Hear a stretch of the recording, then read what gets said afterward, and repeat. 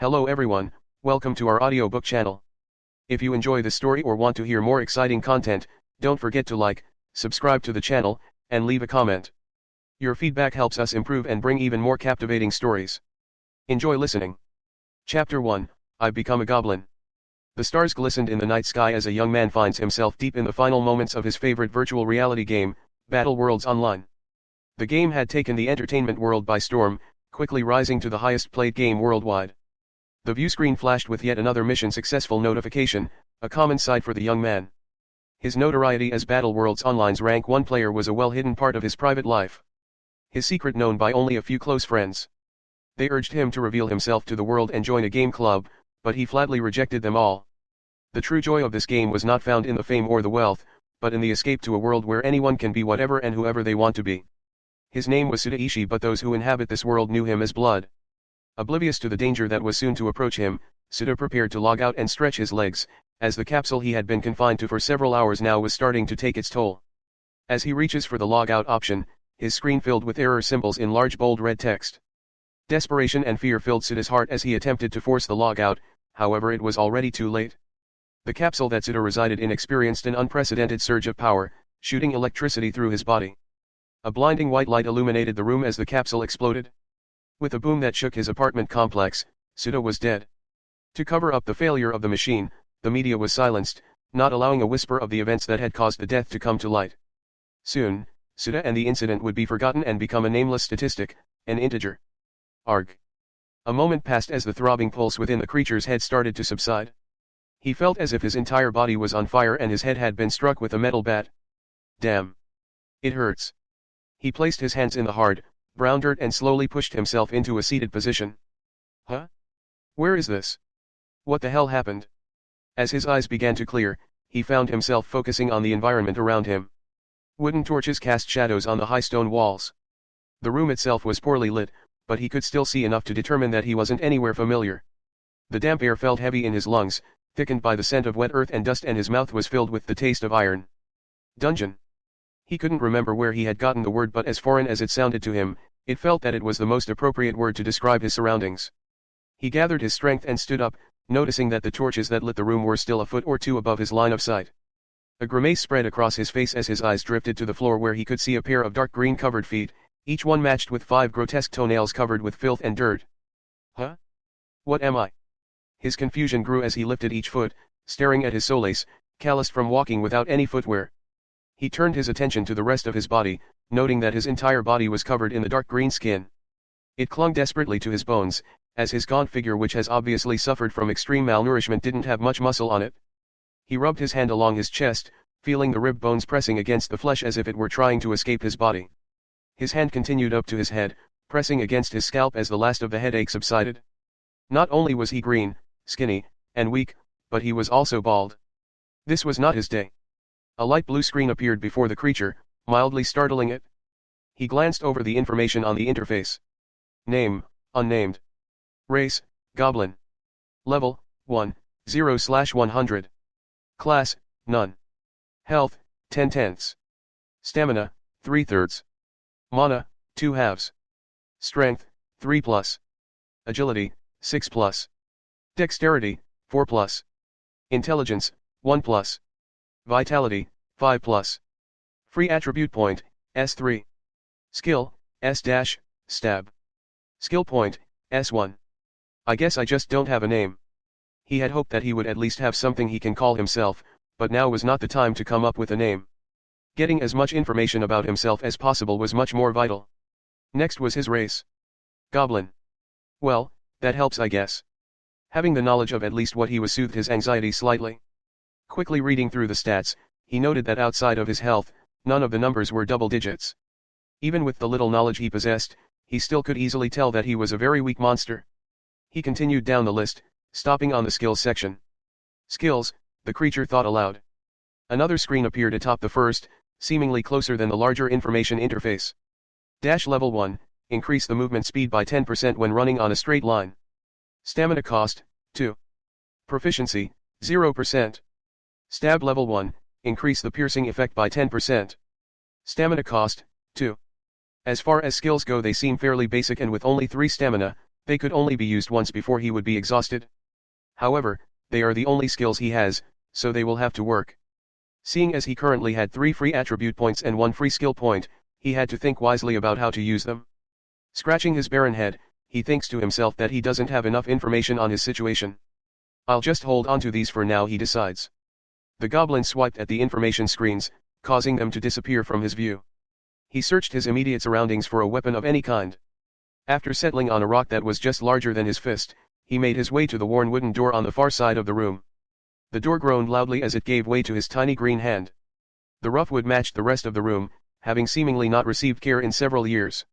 He had entered a long hallway that stretched into the darkness from his left to his right. It appears to have been decorated similarly to the room he had just left, with lit torches sporadically placed in metal sconce. The flames on the torches seemed to be ready to die out at any moment, but continuously held on, maintaining the low level of light in all directions.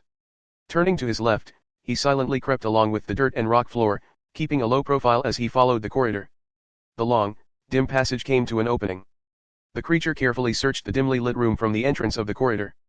The goblin's beady eyes darted left and right, finally settling upon a shifting shadow in the middle of the room. The light from the flames revealed a dull, off-white complexion clad in leather armor. The dull shine of iron came from the mysterious creature's hand. The goblin's breathing became slow and calm. The skeleton soldier's defense was much tougher than his, and fighting would be impossible without a weapon. As he reasoned in his mind, his heart began to beat faster, his blood rushed through his body, and his mind filled with delight. He knew it would be almost impossible to win, but his instinct lifted his body and moved his hands to clutch his rock tightly. Let's do this, he thought as he rushed towards the skeleton, letting out a feral goblin howl. The green monster threw his stone with all his might, splintering the skeleton soldier's barren skull with a sickening crack. The skeleton stumbled from the force of the blow, opening an opportunity that would be perfect for the quick-wit goblin to take advantage of. While the skeleton was off-balanced, the goblin leaped into the air, using all of his weight to kick the skeleton to the ground. Once fallen, the skeleton was barraged with a flurry of goblin punches, each one echoing the sound of snapping bone throughout the room. As the skeleton attempted to rise again, the goblin would use as much force to kick the berated soldier back onto the ground, allowing the goblin to quickly unleash another round of blows upon the fallen victim. A cold sensation shot through the spine of the goblin. Reflexively, the green monster jumped back as far as it could as the wind from the blade of the skeleton's wild swing sliced through the air a hair's breadth away from the creature's green flesh. The goblin had sensed that he was weak, but even after landing several powerful blows which caused his hands to tingle from numbness, the soldier was still alive. The skeleton was now coated with dirt from the floor where it had been lying, and cracks had formed on the left side of the skeleton's head where the rock had hit it. Several pieces of the skull had fallen onto the floor from being struck by the goblin's fists. The skeleton soldier found its way to its feet and staggered its way towards the goblin. The goblin backed away from the creature, hoping for another opening to attack. As the skeleton soldier lifted his blade into the air, the goblin seized the opportunity to rush the skeleton, disrupting its swing. The iron sword crashed heavily against the stone, ringing loudly into the corridors. The goblin kicked at the inside of the skeleton's knee with all his might. To his surprise, instead of feeling the resistance of the skeleton soldier's bones, the goblin's foot pressed against the joint, causing the lower leg to become dislodged from the upper leg. The skeleton once again fell to the ground, where the goblin rushed to the skeleton's skull and stomped as hard as he possibly could onto the creature. With another dry crack, the skull gave way to the goblin's foot. A dinging sound pierced the goblin's mind and a screen appeared before him. You have earned 52 experience for defeating a skeleton soldier. Experience, 52/100. A heavy sigh escaped the goblin's lips as he fell back onto the now disintegrating soldier. His stamina had all been used up, causing his body to refuse his command to get up. After a few minutes of rest, the goblin arose and inspected the sole remaining artifact of the skeleton's existence. The iron sword felt heavy in the goblin's hands. As he looked over it, a notification appeared over it. Rusty sword, plus 10 damage. Durability, 2/5. The goblin inspected the worn blade and led both hands to the hilt where he gripped tightly onto the cloth-wrapped handle. He waved the box away and lifted the blade onto his shoulder where he could carry it comfortably. As he started to continue through the room to the opposite side of the room from whence he arrived, another ding echoed in his mind, revealing another translucent box in his path. Quest, S, received. Survival, survive for 5 days. Reward, 200 EXP 1 AP, attribute point. Rating, complete the dungeon. Reward, 100 EXP and 1 SP, skill point. The goblin sneered at the box. If he was this exhausted from fighting just one skeleton, how could he hope to clear the entire dungeon? The battle had highlighted his weakness. Against one skeleton he would be at an advantage due to his speed, but if there were more then he would be as good as dead. The goblin decided he would use his attribute points to boost his power. As he finished his thought, the attribute list appeared before him again. He placed his first 2 points into strength, sending a surging force throughout his body. His muscles had definitely felt stronger after allocating just those points, however, he hesitated before placing his third point on strength. Inside his little green body, he could feel that he would need more than just strength. His eyes wandered to his intelligence stat. He scoffed to himself, thinking it absurd to waste points on intelligence when he could be even stronger. However, the feeling refused to fade. Slowly, the goblin's bony finger hovered towards the plus on his intelligence. As he pressed the button, his mind felt as if it was splitting open. He dropped to the floor on his knees and grunted in pain. Thoughts, ideas, and memories that felt out of place, yet familiar flooded into his mind, and a single name sounded through them all. Sudaishi. As the pain subsided, the goblin could recognize his own thoughts again. He was Sudaishi. He had died, and from his experience this far he could tell that he was no longer in the world he once knew. He fell on his butt with a mixed expression on his face as he had come to realize that he had been reborn into another world as a goblin. He held his head in his hands and curled up in the corner of the room. His thoughts raced at breakneck speed. How could this have happened? This can't be real. I can't be a goblin, they're so weak. Puzzled by his predicament, Suda struggled to grasp the reasoning behind his situation. After a few minutes of panicking, doubting the reality of his situation, and finally bargaining with himself, Suda cleared his mind and took a deep breath. Suda slapped his face with both hands, filling his ears with a hollow pack. If he didn't get a hold of himself, he was doomed to die in this dungeon. Suda opened his stat window again and sneered in dissatisfaction.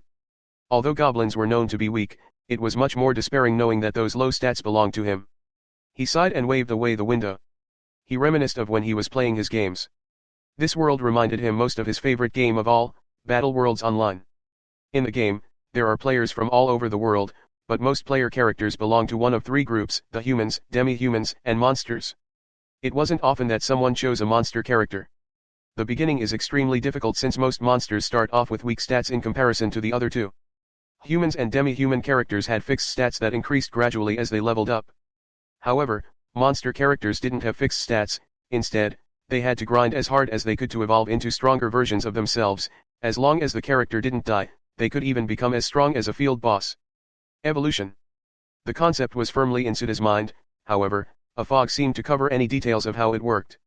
Suda closed his eyes and focused on his next evolution. As he thought, the name of his evolution seemed to come to him through the void of his newfound information. He needed to become a hobgoblin. Suda cleared his head, now focused on his quest to become strong enough to evolve. More information was coming to him, but it was becoming harder and harder to sort out what it meant. The fog felt as if it was slowly returning to his mind, taking information with it. The intelligence stat, he thought.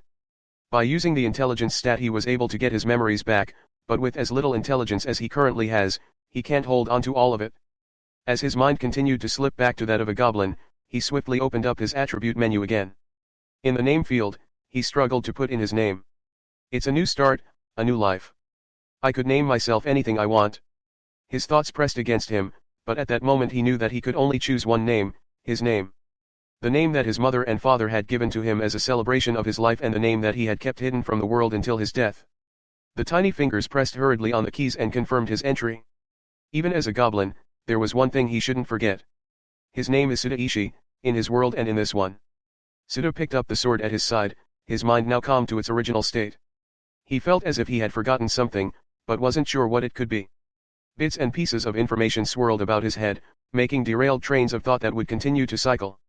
Now armed with a sword, executing his skill stab would be possible. This would make fighting mildly easier. However, the main issue still existed. He had no idea where he is. Suda breathed a silent prayer of thanks to the system for giving him a way to survive and slowly stepped into the corridor, pressing forward through the dungeon. Chapter 2, Soul Blood Earring. Suda checked the EXP that he received from killing the skeleton soldier. Level 1, 52/100. He only needed to kill one skeleton soldier before he levels up. He stood up and armed himself with a short rusty sword that he got from the skeleton soldier. He looked ahead and saw that there were 2 paths in front of him. He pondered what he should choose. In the end, he decided to go to the left path. He couldn't describe it, but this dungeon was somewhat familiar to him. It feels like he came here before. He walked carefully as he stepped forward and entered the left path. The path was dark and the torches on the walls could barely illuminate the area. He already guessed that this was the dungeon of an undead monster. The boss of this dungeon must be a powerful skeleton knight or mage. If it's a lich, then there's no way that he could conquer this dungeon within 5 days. Lich was a powerful undead and its level hover between 30 to 40. It was a boss-type monster that can be found in a mid-level dungeon or high-level dungeon. He wasn't sure if this was a high-level dungeon just from seeing one skeleton soldier. But, the system wouldn't give him such a low reward if this was really a high-level dungeon. It must be a low-level dungeon if he would receive such reward. One must know that the higher the reward, the more dangerous the quest. Sita saw a corpse of a goblin laying down in the pool of blood. He had an idea that the group of goblin tried to invade this dungeon but were killed in the process. That must be the reason why his body, Goblin, was inside this dungeon when he woke up. This smell is making me puke. Sita pinched his nose. The goblin smells like a rotten fish.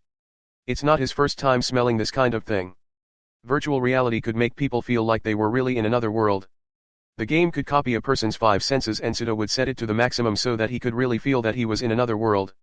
He could smell the blood, feel the wind, and saw the bloody scene inside the game like they were real. The other people would at least turn off their sense of pain or red blood, but he hadn't. When someone cut him in the game he would feel extreme pain, and when he cut someone in the game he would see the bloody scene that he made. He ignored the corpse as he walked ahead of it. Then, he saw a wooden door 5 meters away from him. He slowly approached it while carefully looking if there were any traps. He placed his palm on the door and slowly pushed it. He took a peek inside and saw that there were 3 skeleton soldiers inside the room. 3 at the same time? I could handle it as I have a sword now and could use the skill stab. Sita muttered while looking at the sword in his hand. He went inside the room without making any sound.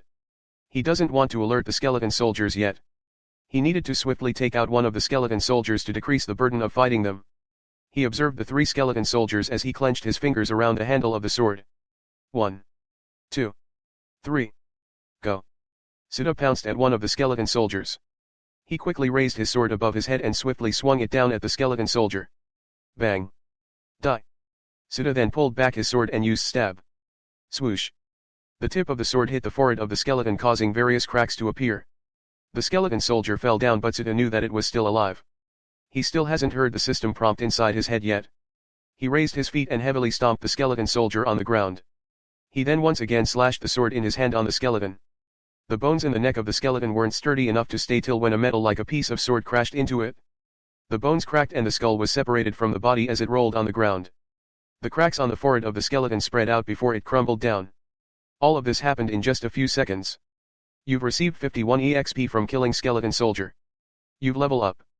All attributes increased by 1. You've received 2 attribute points. You've received 1 skill point. Sita was sure now that he eliminated the first skeleton soldier. He then saw the other 2 skeleton soldiers charging at him. One at his left while the other one was at his right. 2 on 1, huh? The skeleton on his left side slashed its sword. Swish. Ha. Sita raised his sword and parried the sword of the skeleton soldier. Then, he threw a punch on the rib cage of the skeleton. Bang. He then quickly crouched down as a sword passed above him. That's close. He tripped the skeleton soldier with his foot before he smashed his elbow on its skull. He doesn't have time to finish the skeleton soldier as the other skeleton already made its way in front of him. Ha! Sita shouted as he forcefully swung his sword. Clang! Both his and the skeleton soldier's sword collided, causing a metallic sound to echo in the whole area. Sita was forced back by the skeleton soldier's strength. His level was lower than skeleton soldier, so it was natural that the stats of the skeleton was higher than him. He knew that his strength was weak, that's why he needs to rely on his sword. The added damage of the sword was enough to cause a crack on the skeleton even if it wasn't a blunt weapon. He gritted his teeth and bent his knees. He used the skill dash as he charged straight towards the skeleton while pointing his sword at it. His sword crashed the few ribs of the skeleton soldier. He then grabbed its spine as he kicked the feet of the skeleton. The skeleton was smashed on the ground, and when he was about to finish it, he senses someone behind him. He immediately rolled his body sideways. He lifted up his head and looked ahead.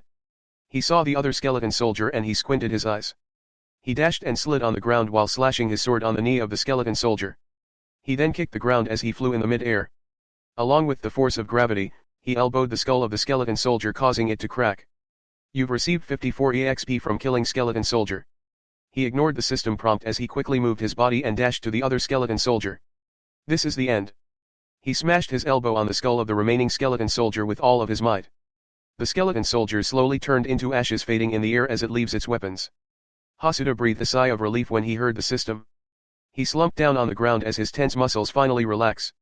He looked at the system interface and saw that he level up to 2. He still needs to kill 2 skeleton soldiers before he level up to 3. Level 2, 105/200. I'm extremely tired. Suda muttered as he looked at the rough ceiling. Let's rest for an hour. Suda moved his body at the corner of the room. He leaned his back on the walls while pondering his next move. He lifted his head and observed the whole room. The whole room was wide and dark. There's only one lantern at the center of the ceiling that could barely illuminate the entire room. He looked around and found that there were other 4 lanterns at the corner of the room, but there's no light coming out of it. This is a secret room. His gamer sense was tingling right now. He had an idea that this was a secret room. There's no doubt about it. He just needed to solve this puzzle. He immediately got up and observed the whole room. He felt a sense of nostalgia. It feels that he was familiar with this room, but he couldn't remember if he went here before in the game. After a dozen minutes, he found something. He was standing in front of the walls while tracing his palm at the cold wall. This is the secret door, but I couldn't open it. He rubbed his chin while looking at the wall in front of him. He then looked back at the 4 lanterns at the corner of the room. An idea came into his mind as this was familiar to him, but he couldn't remember where he completed this dungeon. He lit up the 4 lanterns of the room and it illuminated the whole room, but nothing happens. There's still one thing that I need to do. He looked up and extinguished the fire on the lantern on the ceiling, the first lantern that was lighting up the room. Boom. Suddenly, the ground shook. Suda looked back and saw that the secret door was slowly opening. As I thought. He walked forward and saw a dark narrow path. He didn't think twice as he directly stepped forward. He felt the mana here in this room was too dense, making his chest heavy. He tapped the walls and found that this was no ordinary rock. The mana here made the walls harder than the rest, making it a precious stone called mana stone. From the looks of it, it looks like a high-grade mana stone. No, he thinks that these walls shouldn't be called stone. After walking for 5 minutes, Suda arrived in front of a metal door. He opened it and looked inside the room. There's nothing inside the room except a golden treasure chest in the center of the room. The treasure chest was emitting golden light. Suda's eyes lit up when he saw the golden treasure chest. He approached it and slowly opened the golden chest. There's a lone silver earring with black orb as its design inside the chest. This. He finally remembers what it is. This earring was one of his pieces of equipment in the game. One of his powerful set in the game, the Soul Blood earring. He's lucky that he found this in the early game. He picked it up and directly wear it on his ear. Ah! He felt an overwhelming power went inside his body. Soul Blood earring, a powerful universal treasure. It could harvest the soul of every creature to increase the wearer's power. Skill 1, Harvester of the Soul, it could collect the soul of every dead creature. Soul collected, 0/100. Skill 2, Locked. Effect, +10 strength, +10 vitality, +10 intelligence. Suda looked at the detailed information of the Soul Blood earring. He still couldn't use skill 2 as it needs the other pair of earrings. The Harvester of the Soul was a skill to collect the soul of every dead creature. He couldn't directly collect the soul of a living creature. He needs the soul of a newly killed creature that hasn't left its body. If he collected 100 souls, he could use it to increase one of his attributes by 10, but every time he uses it the soul requirement gets higher. This earring feels nostalgic. Suda said with a smirk on his face. It's time to harvest the soul inside this dungeon. Chapter 3, Training and Eating. Suda was much more powerful now than before. A single piece of universal treasure gave him the power up above his level. Universal treasures were the highest grade treasure that can be found in the whole cosmos. He stood up and picked up his sword. With the stats he had right now, he could probably conquer this dungeon in just a single day. Well, it all depends on the size of the dungeon. I should get the other skills for now to increase my battle prowess. He rubbed his chin as he looked at the sword on his hand. First, I would try to acquire the sword mastery skill. To acquire it, I need to swing a sword 1,000 times in a proper form. He said as he fixed his posture. This was the same in the game. He began to swing his sword. 1, 2, 3, 4. After a few hours, Suda finished swinging his sword and he successfully acquired the sword mastery skill. He sat on the ground as he tried to catch his breath. The muscles on his arm were sore and he could barely move it. This will boost my fighting power. He felt that this was really out of this world. When he acquired the skill, he felt he already became well versed in using swords. In the game, it will only increase the player's damage when using a sword. Also, some of the sword skills require the sword mastery skill. Sword mastery level 1, the most basic level of the swordsman. At this level, a person could be truly said a swordsman. Effect, plus 20% damage when using a sword.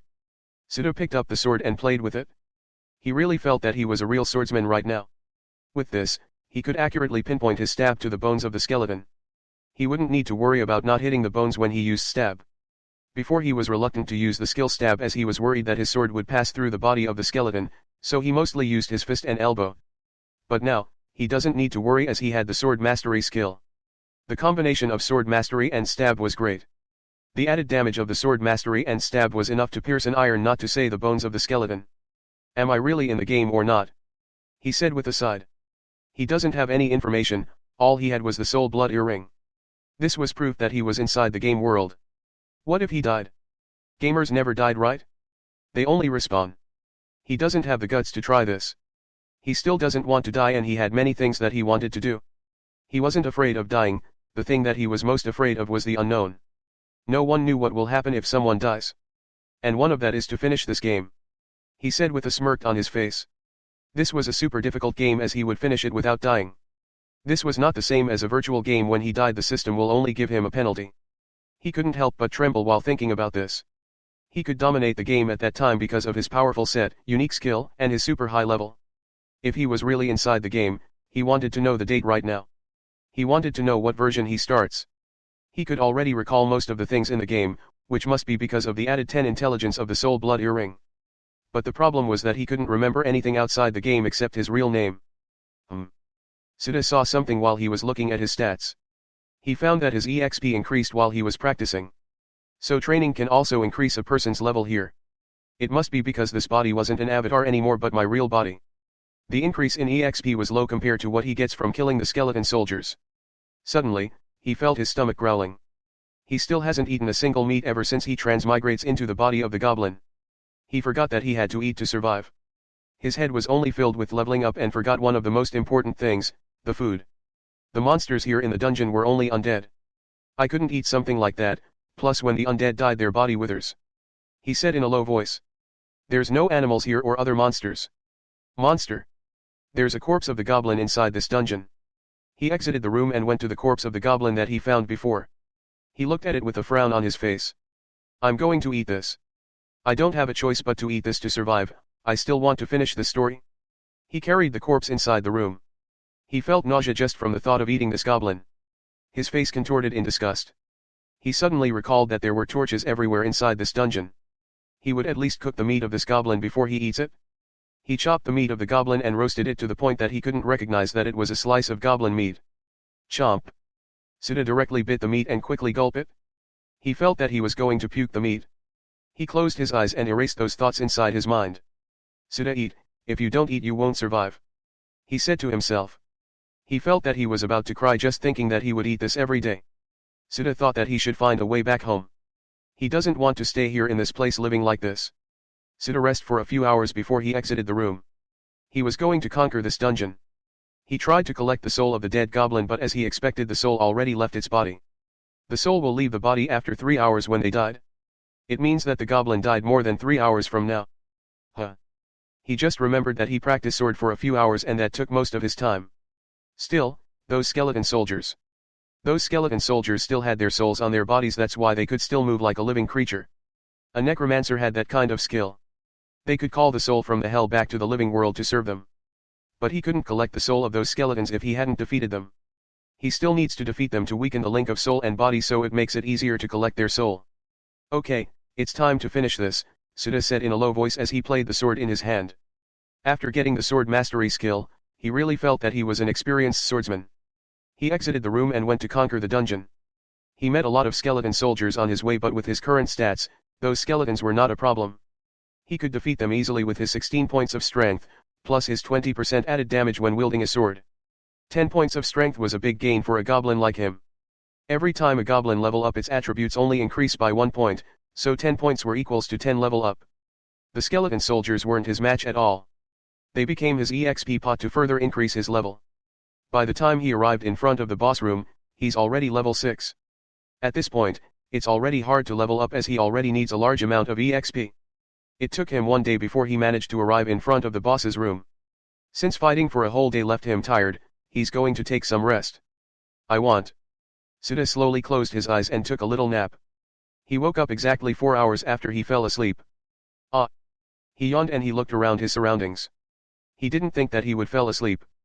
He only plans to rest for a few minutes before going to fight the boss of this dungeon. He looked at his stats. Name, Suda Ishii. Level, 6, 453/1,300. Health, 40 40ths. Stamina, 20 20ths. Mana, 34 34ths.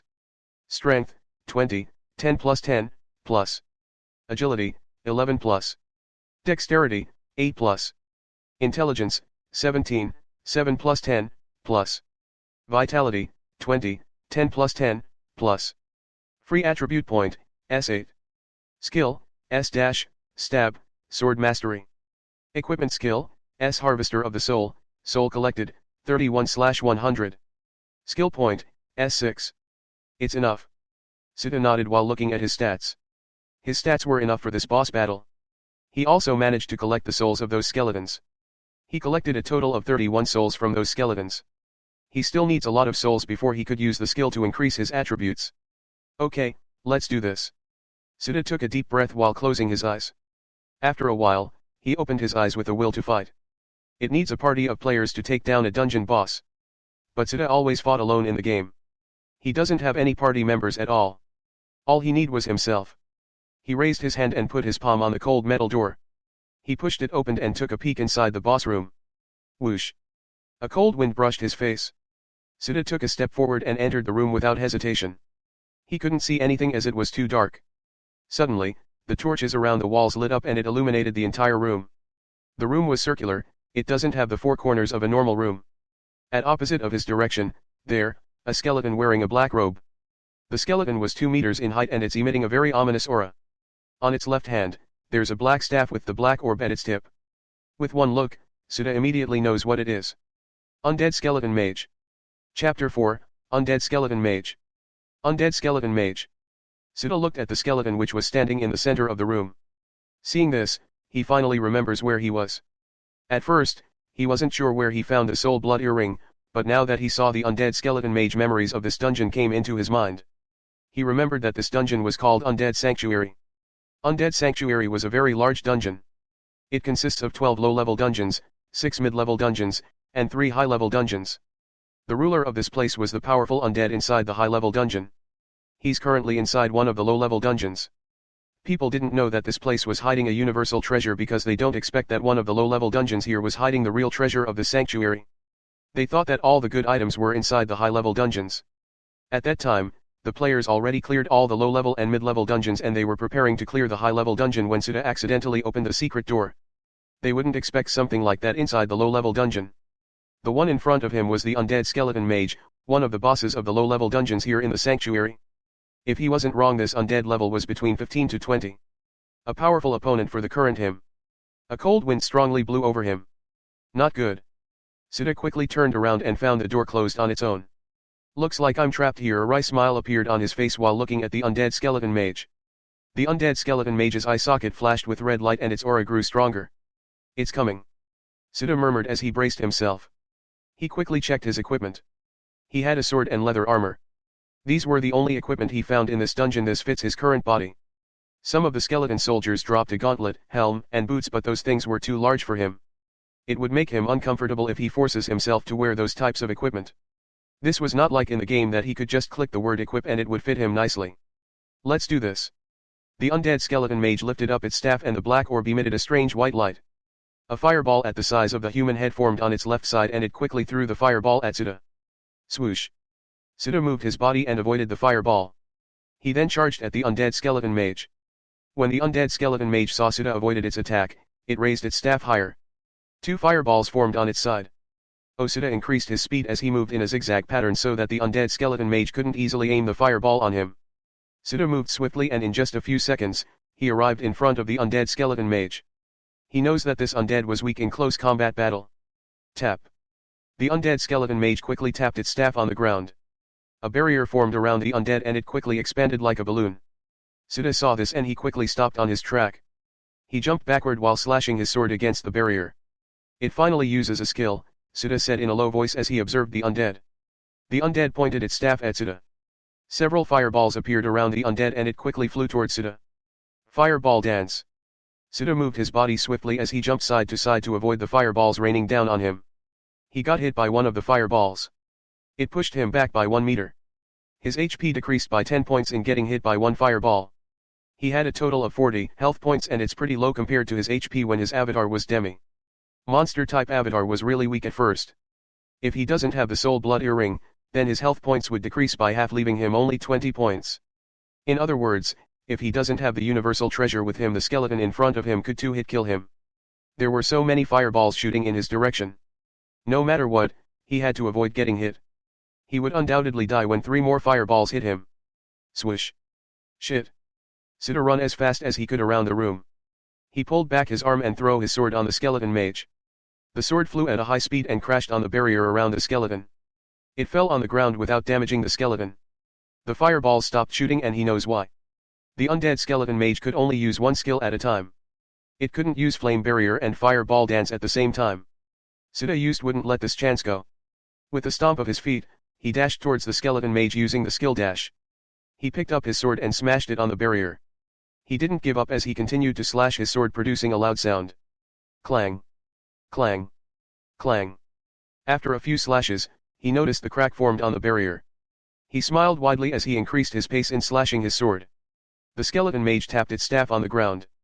The barrier flashed dimly and it expanded. Oh. Ah. Sita shouted as he used the skill stab. His sword pierced through the barrier and he slashed it downwards. The barrier was shattered like a fragile glass. A red light glowed in the eye socket of the skeleton mage when the barrier broke.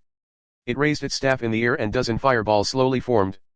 Sita quickly moved his body and dashed towards the skeleton mage. Once again, he throws his sword on the skeleton. It's different this time. The sword hit the skeleton, causing it to lose its focus. The red light on its eye socket glowed brighter. It caused a change in the fireballs forming in the air. The fireballs spin faster and it grew bigger. Ah! With a boom, Sita jumped and kicked the skeleton mage. Sita noticed the fireballs were going wildly. He immediately ducked down and grabbed his sword. Boom! Dozens of fireballs exploded in the air. It produces a powerful shockwave that swept the area around it. Sita was knocked back 2 meters away because of the shockwave. He gritted his teeth as he stood up. That shockwave cost 5 health points. If he was directly hit by that, then he would lose most of his health points. He used the skill dash and arrived in front of the skeleton mage in just a second. He launched a barrage of attacks on his opponent. Stab. The skeleton mage swung its staff. Sita saw this and he grabbed the arm of the skeleton. He couldn't afford to get knocked back once again as there's already fireball forming above the skeleton. He lifted up his sword and used it to block the staff. Although the skeleton mage was weak in frontal combat, its level was still higher than him. The damage he took was 7 points. Arg. He groaned in pain as he felt that his arm was going numb from taking that hit. His health points were less than 20 and 2 more hits were enough to take him down. He lifted up his feet and kicked the skeleton sideways. You wouldn't get away from me. He shouted as he tightened his grip on the arm of the skeleton. Once he leaves the front of the skeleton, those fireballs in the air would start bombarding him. He swung his sword like a madman trying to butcher his enemy. He engaged the skeleton in frontal combat. He dodges and attacks at the same time trying to maximize his damage. Arg. He was hit on the head and it caused him to loosen his grip on the arm of the skeleton. The skeleton mage waved its arm and jumped backward. Sita wouldn't let it go easily just like that. He quickly stood up and used dash to chase the skeleton mage. The speed of the skeleton was slow compared to him who's using a skill to increase his speed. He grabbed the robe of the skeleton and once again used stab. He only has 1/4 of his total stamina. He couldn't carelessly use his skill anymore. Just die. He shouted as he madly waved his sword. After a few slashes, the sword broke into pieces. Sita tightened his fist and launched a barrage of punches on the rib cage of the skeleton. Bang. Bang. Bang. He added 5 free attribute points to his strength attribute. Strength, 25, 15 plus 10, plus. He pulled back his fist and shot a powerful punch on the skeleton. The rib cage of the skeleton was shattered. Sita didn't stop his punch and he threw another powerful punch one after another. He didn't stop until he heard the system prompts inside his head. You've received 1972 EXP from defeating the undead skeleton mage. You've received 2 free attribute points. Congratulations on completing the raid mission. You've received 100 EXP. You've received 1 attribute point. He sighed in relief when he heard the system prompts in his head. He fell down on the ground as he was too tired from fighting the boss of this dungeon. He lay down on his back as he looked at the prompts. He received a lot from conquering this dungeon. He was now a level 7 goblin and a few more levels were enough for him to evolve. Goblins had a lot of evolution path. The most basic ones were Hobgoblin and High Goblin. He already crossed out these two from his evolution path. If he doesn't have the soul blood earring, he would be forced to choose between these two, but now it's different. He recalled one hidden evolution of the Goblin from the forum. A powerful and extremely well-versed Goblin. The requirements for this evolution was that one of his stats must have reached 50. With soul blood earring in his arsenal, he doesn't need to worry about 50 stat points. The high-end Goblin. Its evolution depends on the stat that you choose. Suda couldn't help but smirk thinking about his future growth. Chapter 5, Loot and Relaxation. Suda stood up and walked towards the undead skeleton mage. The skeleton was slowly crumbling and withering, vanishing into the air like a bubble. There's still light in the eye socket of the skeleton. It still has its will this time. Why? Suda frowned when he heard a voice directly in his head. It was a language that he didn't recognize, but he still could understand it as the skeleton was directly talking to his mind. We didn't do anything. Why invade us? It was then that the skeleton vanished and disappeared into thin air. Why? Suda muttered in a low voice. He understood that this was different from the game. The boss was not a mindless monster just like in the game. They had their own will and thoughts. They weren't a 2D character anymore. From their perspective, Suda was a monster that invades their home and kills their brethren without reason. They were just living here peacefully and he kills them, more like, he massacres them. I should be careful from now on, he said in a low voice as he squatted down and harvested the soul of the boss using the skill Harvester of the Soul. He then closed his eyes and said, "Thank you for your patronage. The only thing I could do is I will always remember your help in increasing my strength, but I will not stop. I will conquer this whole dungeon." He really couldn't help it. At first, he was seriously treating this as a game. He fought and killed them for the sake of becoming stronger. It seems that he needs to think through his every action now. He rubbed his chin and started to think about this whole dungeon. Undead Sanctuary. There's a total of 12 low-level dungeons here on the upper floor of the sanctuary. 6 of them were occupied by the undead and the other 6 were occupied by monsters. He saw a corpse of a goblin inside this dungeon. It seems that the other dungeon which was occupied by goblins were going around here on the upper floor trying to conquer every dungeon. It was different in the game. The monster here didn't spawn out of nowhere. The monster increases their numbers through breeding, and that's what happened to the dungeon which was occupied by the monsters. There's nothing that could restrict them here, so they could go out of their respective dungeon. That's also the reason why Suda fought the boss with a 50% chance of winning. He couldn't grind in the same dungeon as the monster didn't spawn like it did in the game. Their numbers grew exponentially, and at the same time, the bosses of the dungeon grew ambitious. They started to fight on their own and fought each other, trying to conquer each other's dungeons. Once they know about his situation, they will target this dungeon. Well, it doesn't matter to him, as this will give him a reason to kill them. Once they attack him, he will not hold back at all and retaliate with his full strength. Speaking of killing, he hasn't felt anything at all when he defeated those skeletons. It's just like when humans kill ants or insects. They wouldn't treat it as killing. A human would only treat someone as a murderer when someone kills their own species. Still, it doesn't feel anything like that when fighting the skeleton. It only feels like he's fighting a dummy. But it's not the same as fighting a humanoid monster. Those monsters have the vibe of humans, and it was entirely different compared to skeletons. Suda then shook his head, hardly putting those gloomy thoughts in the back of his head. Stop thinking about things like this. I will do what I do normally and nothing will change. If someone helps me, I repay them. Suda smirked and turned his attention to the staff on the ground. There's also the black robe of the undead skeleton mage. What a nice reward. A piece of yellow equipment. He smiled widely as he checked the details of the staff. He held the staff in his hand. Staff of Undead, yellow, it's a staff made negative energy. Plus 20 mana, plus 10 magical damage, plus 5 intelligence. Durability, 8/10. Undead's robe, yellow, a robe formed when the dead rises from the grave. Plus 10% magical resistance, plus 5% physical resistance, plus 5 intelligence. Durability, 8/10. He had a satisfied smile on his face when he saw the equipment. With its durability, it was enough to last until he went to the surface. Yellow equipment was enough for the current him. There were different grades of equipment, artifact, and treasure. The lowest grade was colorless and the highest was universal. The grade of the sword that he was using before was colorless. Colorless, yellow, blue, purple, orange, red, dark, and lastly the universal was the grade of equipment from weakest to strongest. In the game, all of his equipment was universal grade treasure. The most powerful one at that. Because of this that he became the most dominant player around the world. He conquered countless dungeons at that time to complete his set of equipment. Suda stood up and wielded the staff in his hand. He played with it for a while before he stopped. The robe was too large for his current 1 meter size, so he couldn't wear it this time. He still needs to evolve first before he could wear it. Staff, huh? He looked at the staff in his hand. Back then, he was a powerful battle mage. His class was versatile to all ranges, be it melee or long range. He doesn't plan to change it. He will also become a great battle mage in this lifetime. This class was a powerful class that he used before when he was still blood. A goblin becoming a great battle mage was certainly the things he's looking forward in the future. For now, he still wouldn't be able to get a class as the requirements for getting the mage class could only be found on the surface. He shook his head and went to the back of the room.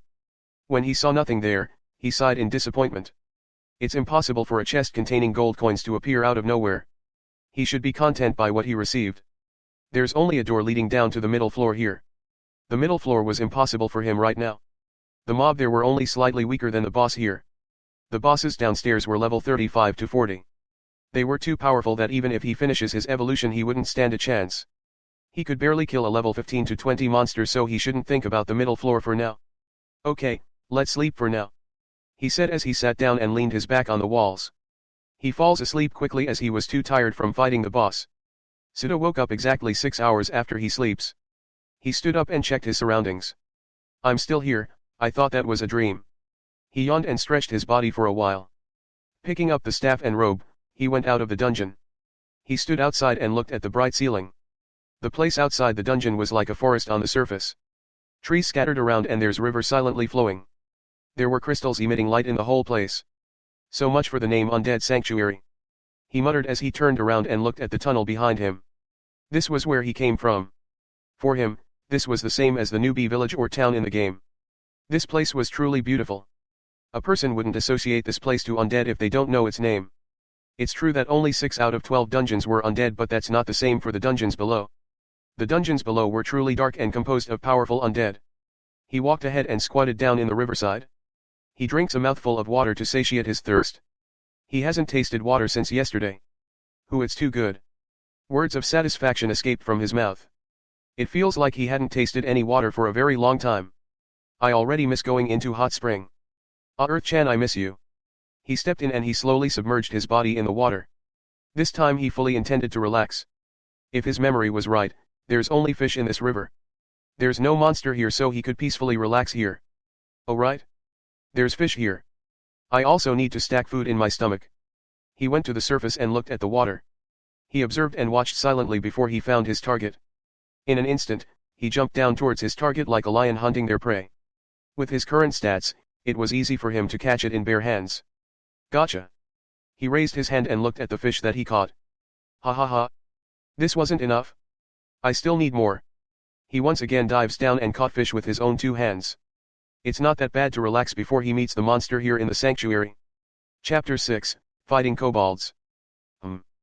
Although I've just arrived here yesterday, it feels like I haven't eaten seafood for a long time. Suda muttered as he bit the roasted fish in his hand. He still has a general idea of how to make fire without using magic. I've already increased my intelligence attribute, but I still couldn't remember my past. He looked at his stats while eating. He could only remember that he came from Earth and played the most popular game, Battle World Online. When he first came here, his memory was hazy. He slowly remembers things from the past every time he increases his intelligence attribute. It sucks being a monster with low intelligence. Suddenly, he heard footsteps coming behind him. He slowly turned his head and looked behind him. He saw 5 kobolds coming out of the bushes. They were armed with sword and spear. Sheng. The kobolds pointed their weapons on his back. Oi! Oi! Why are you pointing that on me? Do you really want to die that much? One of the kobolds opened its mouth and said something that he couldn't understand. #email protected. This humanoid dogs. I couldn't understand what they are saying. Suda frowned hearing this. There's no subtitles or speech balloon in his vision like in the game. If that's really the case, then he wouldn't understand a single thing in this world. No, there's an exception, and that's the undead skeleton mage he fought before. But, it's different as the undead mage talked to his mind directly like some sort of telepathy. Well, he couldn't understand the logic behind it. It seems that he needs to learn the language of this world first. He just hoped that he still has time to learn that. It's important to learn it because he wouldn't be able to converse to other races without learning a language. There's an item that will greatly help him. He recalled one of the most powerful and advanced countries in the world, the mechanic country. The mechanic country had that technology. A technology where he could freely converse to other people even without knowing their language. That technology could translate thousands of languages around the world. I'll just get it at that time. He muttered as he slowly stood up and faced the kobolds. The kobolds were still saying things that he couldn't understand. The kobolds got fed up with him as he didn't even reply to their question. They raised their weapon and swung it downwards, aiming at his head. Siddha saw this and moved his body sideways, dodging the sharp weapons. He then picked up the staff of undead and drew a little distance to the kobolds. It's a fight, right? Okay, I will give you what you want. Saying this, he charged straight on the 5 kobolds in front of him. Metallic sounds echoed in the area near the river. Siddha ducked down and used his feet to kick the knee of the kobold. He then moved his hand and swung the staff. One of the kobolds protected its comrades by blocking his staff. The remaining 3 kobolds rushed at him and stabbed their spear in his direction. Seeing this, Siddha rolled backward, avoiding the sharp end of the spears. They have a good combination and I praise that, but that's all. He used dash and quickly zoomed the distance between him and the kobolds. He swung his staff with greater force than before. One of the kobolds tried to block him but was pushed backward by his strength. The kobolds were pushed back to their comrades. Siddha smirked and he once again used dash. He arrived in front of them in an instant and it caught the kobolds off guard. He raised his feet and swept the kobold in front sideways. The kobold flew and crashed in the tree, causing the leaves to fall. Siddha followed up by swinging his staff to the kobolds. The kobolds were hit in the head. It loosened its grip on the sword. Then a heavy foot bent its body before flying a few meters away. He moved his body as he threw his staff on the other kobolds. He then kicked the sword to the air before he jumped and caught it. Poochie! Blood spurted out from the neck of the kobold. It was so fast that the other 2 kobolds didn't see it clearly. They were shocked that one of them got slain by a mere goblin. There were 5 of them, but they couldn't even handle a single goblin. 2 of them were down and 1 was dead. Only 2 kobolds were left. Siddha landed on the ground and looked at the remaining 2 kobolds with a smirk on his face. When he caught the sword in the air, he quickly used the skill stab and slain the kobold. You've received 63 EXP for defeating a kobold. There's only 1 system prompts in his head. It means that the other 2 were still alive. They were unconscious. It's time to finish this. Siddha waved the sword and dashed towards the 2 kobolds. You've received 67 EXP for defeating a kobold. You've received 49 EXP for defeating a kobold. You've received 54 EXP for defeating a kobold. You've received 55 EXP for defeating a kobold. Series of prompts ringed inside his head. Siddha cleaned the bloodstains on his body in the river. He also cleaned the sword that he will use. He just recalled that this river was near the dungeon of kobolds. It's not that surprising that he met them here, as he already guesses it before. If this was the same as the game, then it's really shocking to see the monster inside the dungeon walking out of it. Should I go there? He rubbed his chin and looked at his reflection on the water. Probably not. The monsters inside the low-level dungeon were 30 to 50. But it's different now. The kobolds could increase their numbers by breeding. So the monsters inside the dungeon were higher than 50. He wouldn't be able to conquer it with his condition. It's possible if he finishes his first evolution. That's it. He decided that he will increase his level first by conquering the other 6 dungeons where undead lives. No, it's 5 now, as he already conquered the first one. He rubbed his chin as he tried to recall a dungeon that has a lot of loots that could bring him benefits. After a few minutes of thinking, he decided that he would go to the dungeon where ghouls reside. By the looks of it, it seems that he doesn't need to go to the surface to get the basic class needs. There's no other treasure inside the dungeon before, because there's a secret room there where one could find the universal treasure soul blood earring. But it's different from other dungeon. He could find skill books and knowledge there. Back then, some players even found spirit fruit. Speaking of loots, the upper floor couldn't be compared to what's on the middle floor. The loots there were abundant and all of these were free to take. He doesn't have any competitor here cause he's the only one here beside the monsters. Oh. He's also a monster.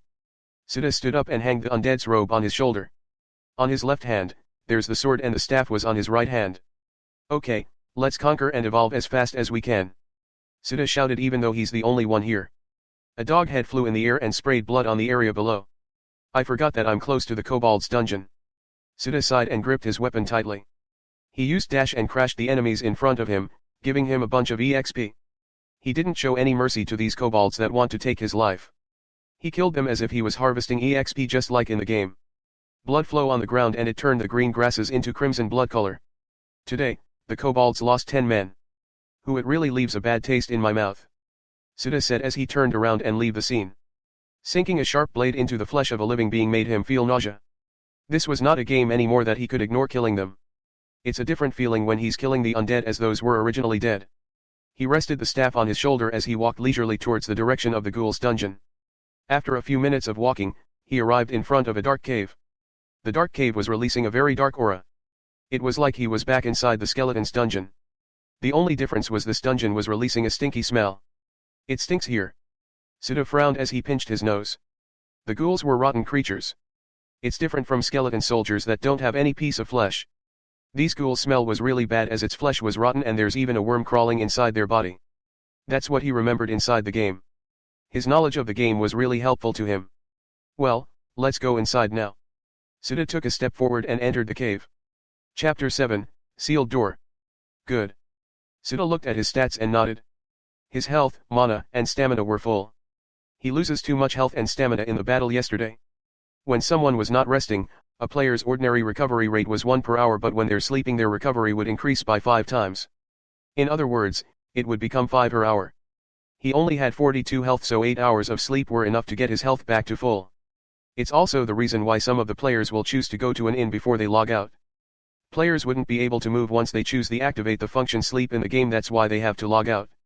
Well, let's enter. Sita shook his head and stepped inside the cave. This dungeon was different from the last dungeon. The floor, walls, and ceiling were made of stone bricks. It looks like an abandoned underground base or labyrinths. The torches on the wall were organized neatly so Sita could see more clearly in this place. Sita looked 10 meters away from him. 5 ghouls were standing there without doing anything. He could clearly see their rotten flesh. He brandished his sword and dashed forward. Die! He roared as he waved his sword. The head of the ghouls flew and crashed in the ceiling. Thick blood scattered everywhere. Sita ignored this and he kicked the body of the ghoul that he beheaded. The headless ghoul crashed on the 2 ghouls on the left side. It immobilized the 2 ghouls. The other 2 ghouls roared as they charged at him. Sita pulled back his sword and used the skill stab. The sword pierced through the body of the ghoul. He lifted up his feet and kicked the ghoul, at the same time pulling out his sword. He then moved his other hand and swung the staff. He didn't stop as he swung his sword again. Die!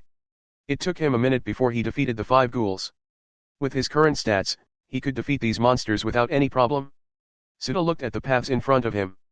He frowned as he tried to recall where's the boss room. Ah! I remember now. It's in the front. Since the boss was on the path ahead, he decided to finish the left path first. He's saving the boss for the last. That's really the way.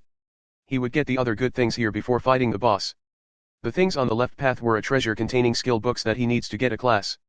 While the right path was a room full of more than 20 ghouls. Even though he knew that the right path was a room full of ghouls, he would still enter it as he needed EXP and soul the most right now. He wouldn't let it escape his grasp. Those EXP and soul were all his possession. Not now, maybe later after he kills them. The basic requirements to get the class. He moved forward and killed some of the ghouls on his way until he reached a sealed metal door. He was familiar with this door. A sealed door where treasure chest lies behind it. Characters were neatly carved in the metal door. Below the characters were things that he knew.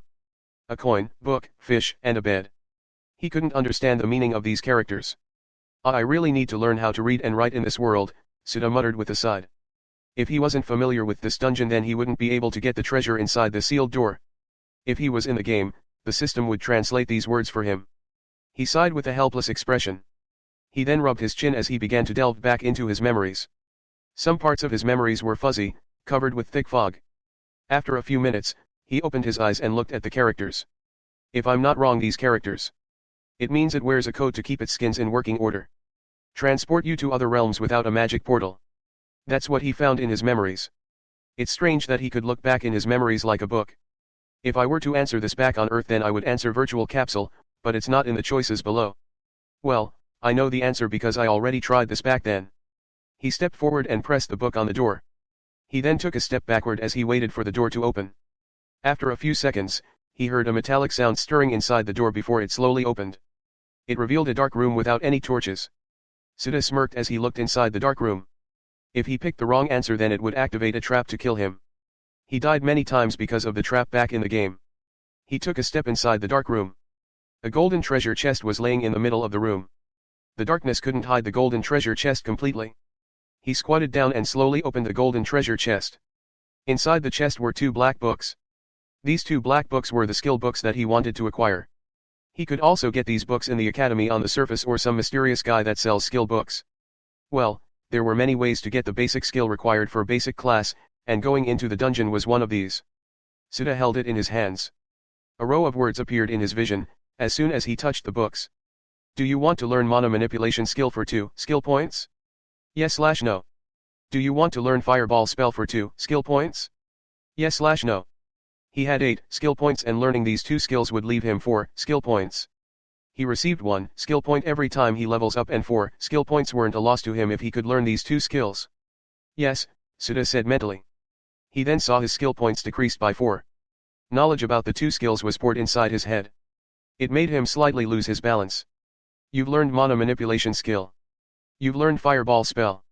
Sita took a deep breath when he read the words. He's one step closer before he could get a class. The requirements for the mage class were simple. A player needs to learn the skill mana manipulation and 5 magic spells for the class mage.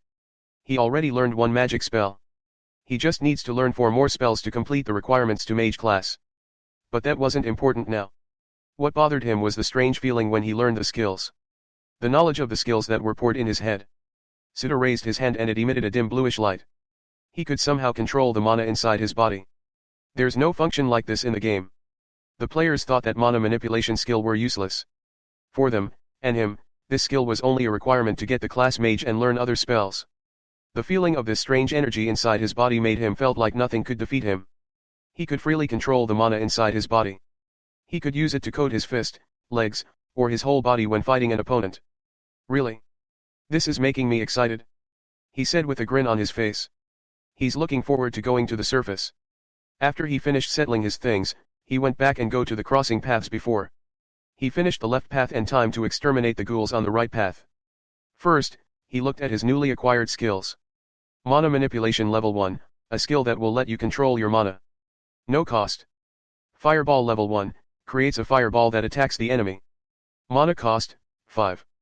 These were enough for him. Undead was weak against fire, light, and holy type skills. This lessens the difficulty of this dungeon, no, the boss. He wouldn't use the fireball against ordinary ghouls as he only had 36 mana. He would save it to finish the boss easier. At the very least, he wouldn't suffer like when he fought the undead skeleton mage before. He had a higher chance of beating a boss with additional fire type skills. He hummed as he walked forward. He was in a good mood right now. There's no doubt about this, but the other dungeons contain skill books. He would plunder them later and get the mage class. After a few minutes of walking, he arrived in the center of a wide room. The only exit behind him was closed and the wall slowly opened, revealing a large number of ghouls inside. Grrrr! The ghouls looked at him with bloodshot eyes. They revealed their sharp nails and teeth. Sheeing. Sita brandished his sword as he slowly turned around to face the ghouls. He smirked and said, "Don't disappoint me. Just give me a lot of EXP. Chapter 8, Boss Battle. Sita turned his body in the air while slashing his sword. The heads of the ghouls fell on the ground with a loud thud sound. Sita landed and he quickly moved his body around the wide room. He didn't get too close to the walls as he knows that there's a trap there. If he gets 1 meter close to the walls he will activate the trap. The walls, ceiling, and floors will sprout metallic spike that could kill him easily. Sita swiftly moved his body as he avoided the ghouls from all sides. Swish. He cut the arms the ghouls in front of him before he swept it with his staff. 10 down. With every wave of his hand, parts of ghouls flew in the air. He cleanly cut their bodies into 2 before smashing it with his staff. He crushed the ghouls brutally without a hint of mercy. He slashed his sword until he cut them down. In just 10 minutes, he finished all the 28 ghouls. He sat down on the ground while panting heavily. Fighting almost 30 ghouls cost him large amount of stamina. He even took some scratches on his body. I'll rest for an hour. Sita muttered as he lied down on his back. He looked at the ceiling with a blank expression. Growling. The door slowly opened as the ground shook slightly. It revealed a path to go back to the entrance. Huff. Just 20 more souls and I will be able to use the effect of soul blood earring. Sita muttered while looking at the interface in front of him. Just a little bit more and he will be able to increase one of his attributes using the effect of his earring. The effect of soul blood earring was permanent, so even if he unequip it his stats will stay the same. When you're a goblin it doesn't matter if you level up or not, what matters was the evolution. The attributes only increased by 1 and it didn't even make a difference in powers. Sita wiped his sweat using the undead's robe. He doesn't have an inventory so he couldn't store the equipment he found in this dungeon. I will be fighting the boss soon. He recalled that the boss here was the great undead summoner. A boss type ghoul that could summon tens of ghouls in an instant. He guessed that this will be enough for his soul blood earring. He will also level up to 8 if he could kill 5 or more ghouls. He closed his eyes and fell asleep. He dreamed that he was Blood, fighting hundreds of enemies in the near Great War. He woke up after 3 hours of sleep. He sat on the ground and rubbed his eyes. I fell asleep. He looked at his surroundings and found that he was still in the dungeon. How careless of him to sleep in a dungeon full of ghouls. He stood up while grabbing his weapons, the staff, and the sword. He then exited the room after he finished checking his condition. He arrived at the intersection and went to the path where the boss lies. He just checked his stats and this was enough for him. Soon, he met 5 ghouls. He didn't hesitate as he directly charged ahead while brandishing his sword. Finish the battle in an instant. Do not waste stamina. The heads of the ghouls flew in the air as their bodies stopped moving. Siddha turned his head and looked at the body of the ghouls. He then waved his sword and the blood on it splattered on the ground.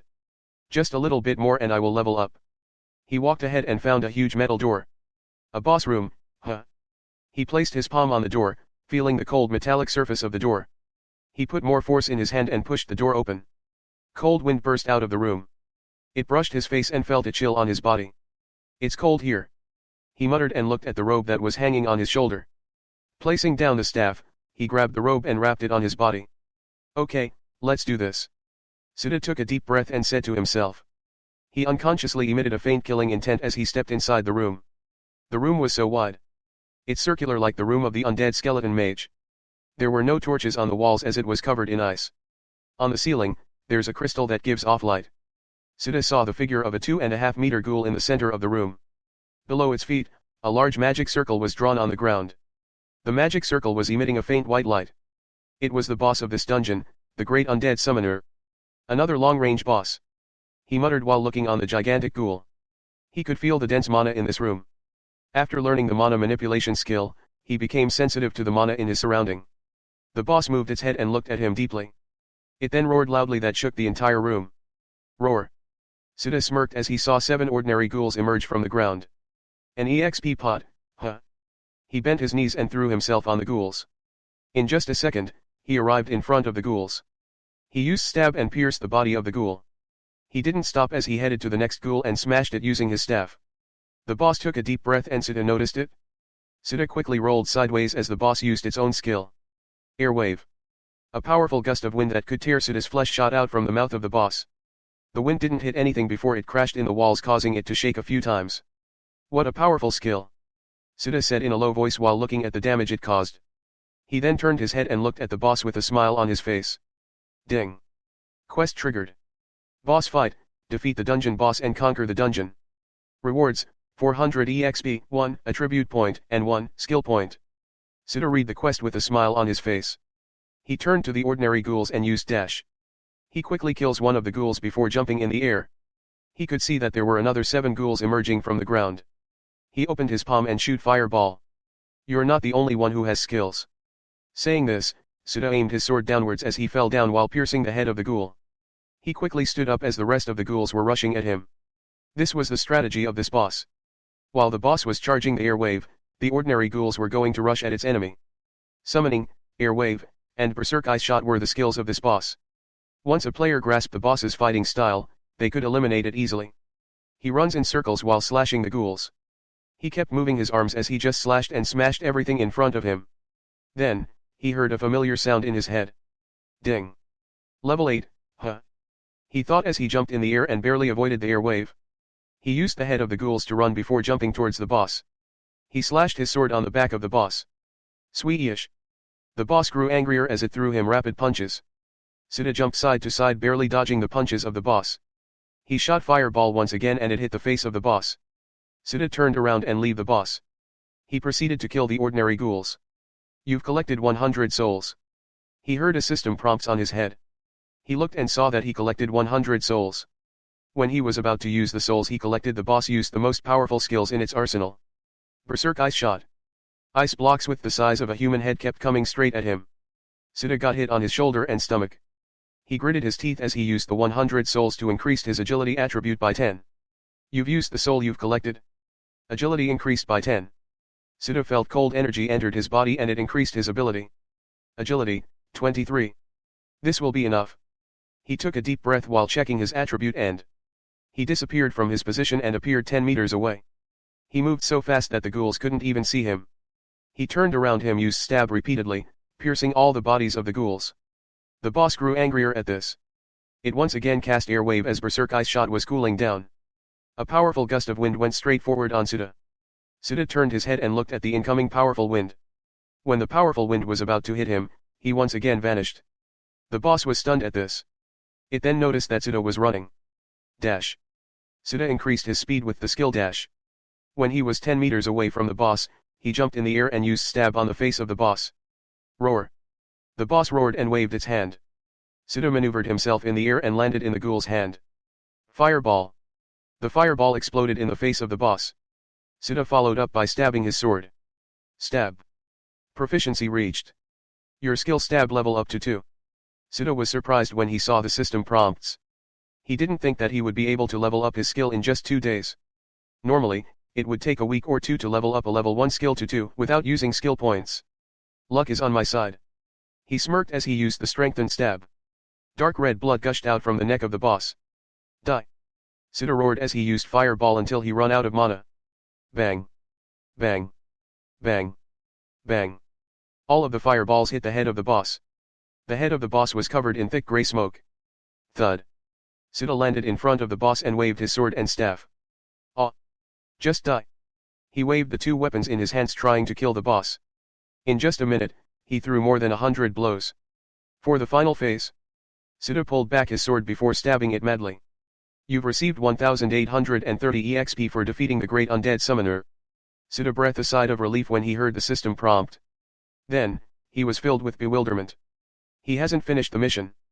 He already killed the boss. Soon, he found the answer as he heard a low growl behind him. The ghouls were still here. He wouldn't be able to complete the mission until he kills all of them.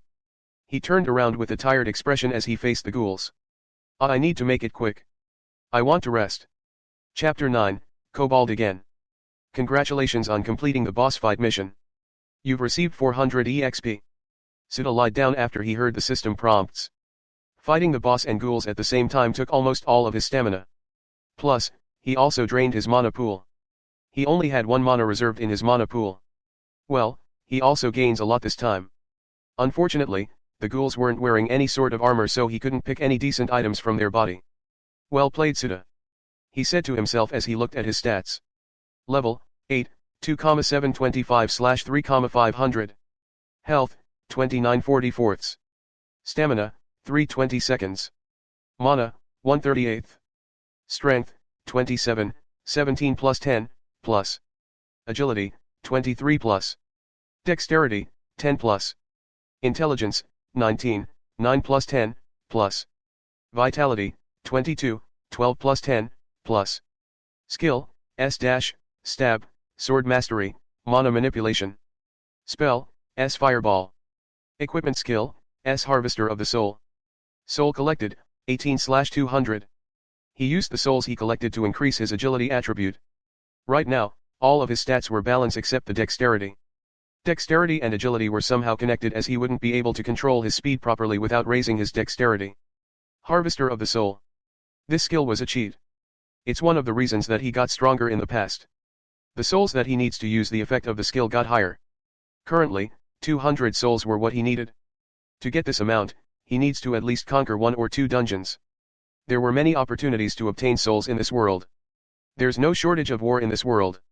Just by standing in the middle of a battlefield, he could get thousands of souls in just a few seconds. A small war was participated by 2 countries. And the battlefield of this war was enough for him to increase his stats by a few times. Hundreds of thousands of people participated in a war of this scale. Back then, the players gave him a nickname, Wanderer of War. It was because he always appeared on different battlefields around the world plundering the souls of the dead people. It was especially in the Great War where all countries joined the battle.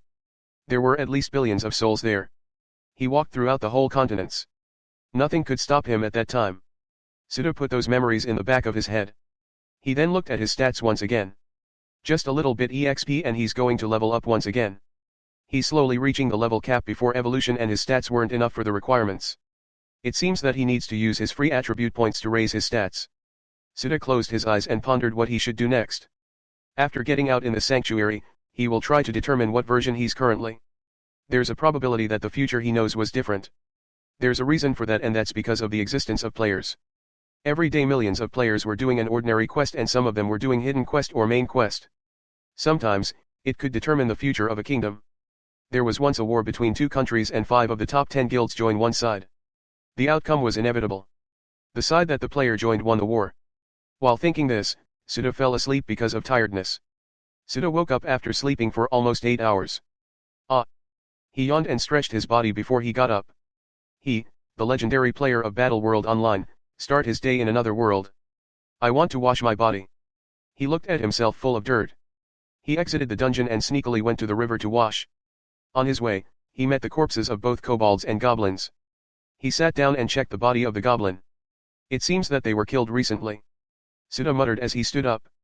The souls were still here, so they didn't die that long.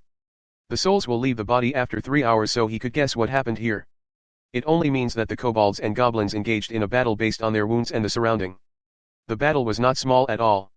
At least it involves half of the force of a whole dungeon. He could see it because there were 15 dead bodies here, not including the kobolds. If he added it, then there's a total of 26 dead bodies here. I want to relax for a while, but it seems that I don't have the time, Suda said in a low voice as he turned his head to look at his left side. This was the direction of the dungeons where goblin and kobold lives. He collected the souls of the kobolds and goblins before he left. The kobolds and goblins were fighting. It was a large-scale battle involving 20 monsters. It looks like the battle already starts half an hour ago because of the corpse scattered on the ground. Suda was looking down on the battle on top of the tree. He could predict the outcome of this battle. The kobolds were pushing the goblins. He waved his hand and collected the souls of the dead. He easily collected more than 50 souls this time. He guessed that it's time to increase his EXP.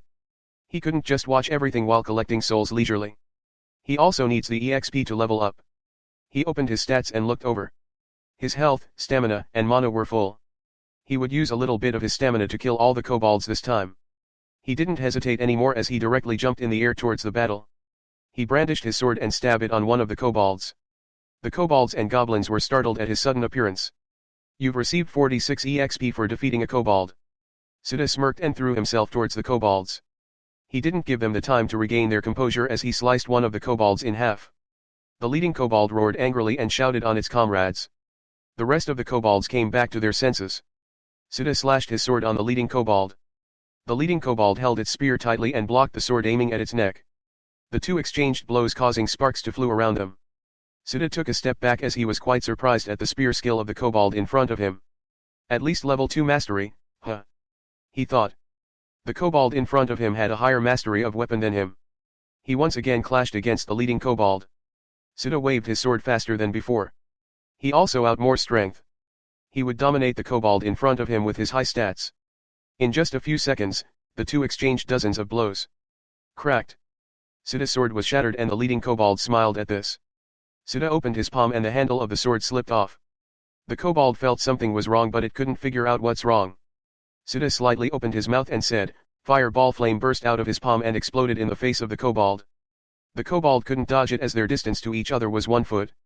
It was impossible to dodge with its stats. Suda already knew that the sword was on the verge of the collapse before the battle. He could see the details of his equipment he register in his system as equipped, so he could that the durability of the weapon he uses. Suda clenched his fist tightly and threw a powerful punch on the stomach of the kobold. He threw another punch on the face and hurriedly picked a sword on the ground. The sword pierced the neck of the kobold. It quickly drained its life and drew its last breath before falling on the ground. You've received 118 EXP for defeating a kobold warrior. Suda was surprised when he saw the words kobold warrior. So this kobold wasn't ordinary kobold, that's why it could exchange blows with him for a long time. The level 2 spear mastery was great. It could suppress his skills like that. If not for his scheme, he wouldn't be able to kill it with just his level 1 sword mastery. Suda hurriedly shook his head. It's not the time to think about that. There's still kobolds left here and he needs to kill them first. Suda killed the rest of the kobolds easily. He waved his hand and collected the souls of the dead. He then turned his head to the goblin in front of him. The goblin was saying something he couldn't understand. What the hell? I don't understand what this guy's saying. Suda thought while looking on the goblin that kept blabbering something he doesn't understand. Should he kill them? No, they're important to reduce the numbers of the kobolds and the other inhabitants of the dungeon here. The numbers of the living creature here were greater than it was in the game. The kobolds that died this time were greater than 50. He recalled that he collected only 30 souls back in the first dungeon, The Dungeon of Skeletons. If he was chased by huge numbers of monsters with his current state, then he could only flee on the surface. Suda frowned and looked at the goblin in front of him. He will let them fight the kobolds until the kobolds took heavy casualties. It was then that he will strike. He guesses that it happened because he killed those 10 kobolds yesterday. Since he couldn't converse with them, Suda decided to leave now. There's no point in staying here. He turned around and leave the place quickly with his skill dash. He was going to check the situation of the other dungeons, especially the orcs. They were the ones with the most power here on the upper floor of the sanctuary. Chapter 10, Evolve Kobolds. In just a few minutes, Suda arrived in the area near the orcs dungeon. The orcs were the most powerful monsters here in the upper floor of the sanctuary. Their stats were naturally higher than the other monsters of the same level. Pure strength. They only use their brute strength in a fight. They don't have any skills at all. But it's different to an evolved orc. The evolved orc have higher stats and could use skills. The combat power of the boss of this dungeon was higher than anything else on the upper floor. Even he wouldn't dare to enter that dungeon with his current stats. Suda was hiding on the top of a tree. He was observing the dungeon carefully. 3 orcs came out of the cave.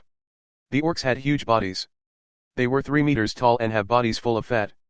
They were armed with a huge butcher knife. They were literally what people called pighead. Suda felt that they were oozing out power greater than kobolds and goblins. 1 orc could fight 3 goblins on the same level. Still, hunting in a pack, huh? He thought as he saw the 3 orcs entered the woods. They were probably going to hunt foods here. The orcs weren't moving suspiciously and it seemed that they only hunt the wolves from the other dungeon. There's no war going on in this place and they didn't try to invade the other dungeons. Good boy. Suda muttered and then continued observing for half an hour. When he confirmed that there's nothing wrong, he turned around and left. He also checked the other dungeons this time. The Hornet and Slime's dungeon were still silent. They didn't even come out of their base. After that, he came back to the kobolds' dungeon. He waited in the tree and half an hour later 5 kobolds came out of the dungeon. Suda silently moved his body and he followed behind the 5 kobolds. 10 minutes later, he saw an opportunity. He quickly jumped out of the bushes and sliced the neck of the kobold. You've received 61 EXP for defeating a kobold. 1 down.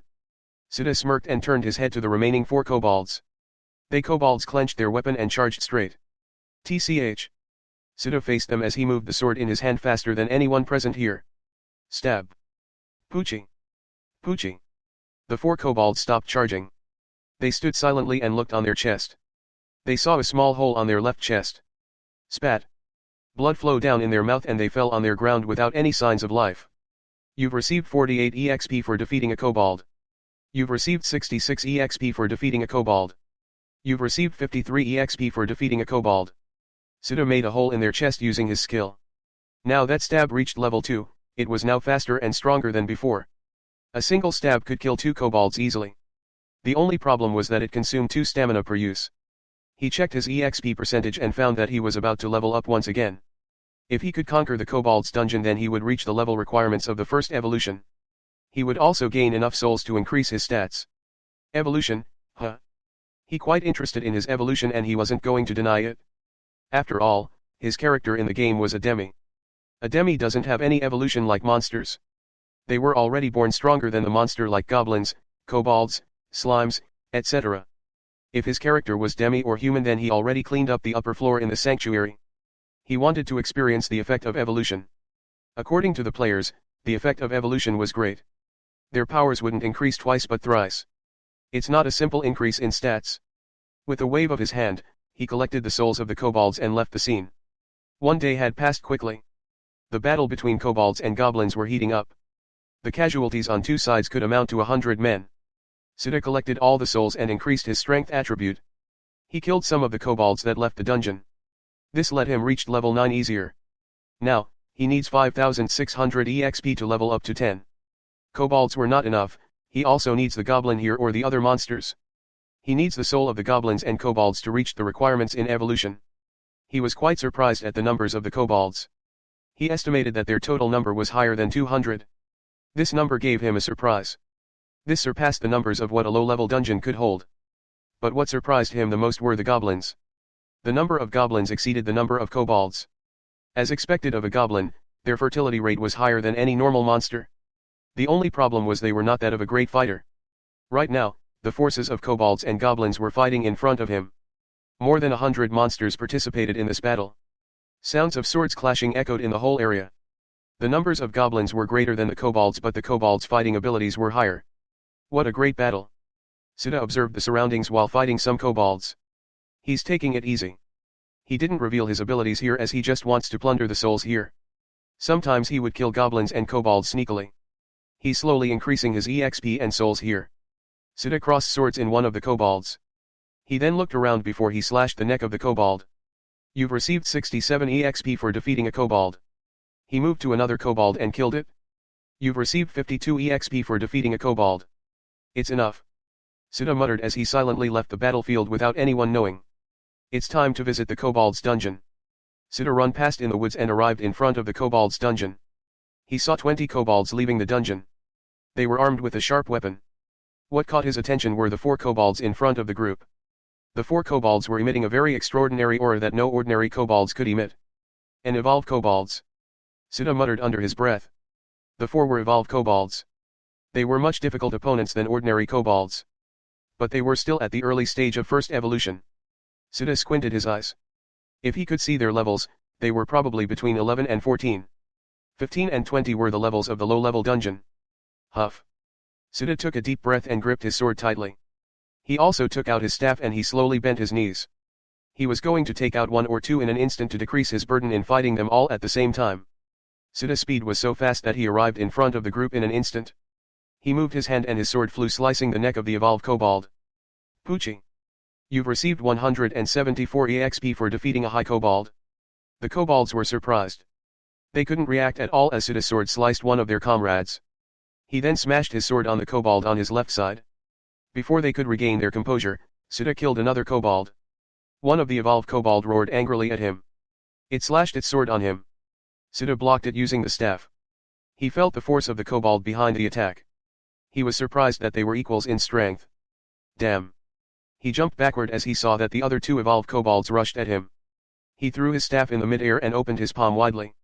He fired 3 fireballs consecutively. The fireballs exploded in front of the 2 evolved kobolds. Sita used this chance and killed 2 ordinary kobolds swiftly.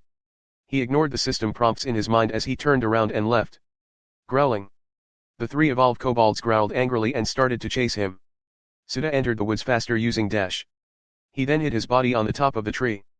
It was hard to spot him in the tree because of the color of his skin. The EXP he received from killing a high kobold was high.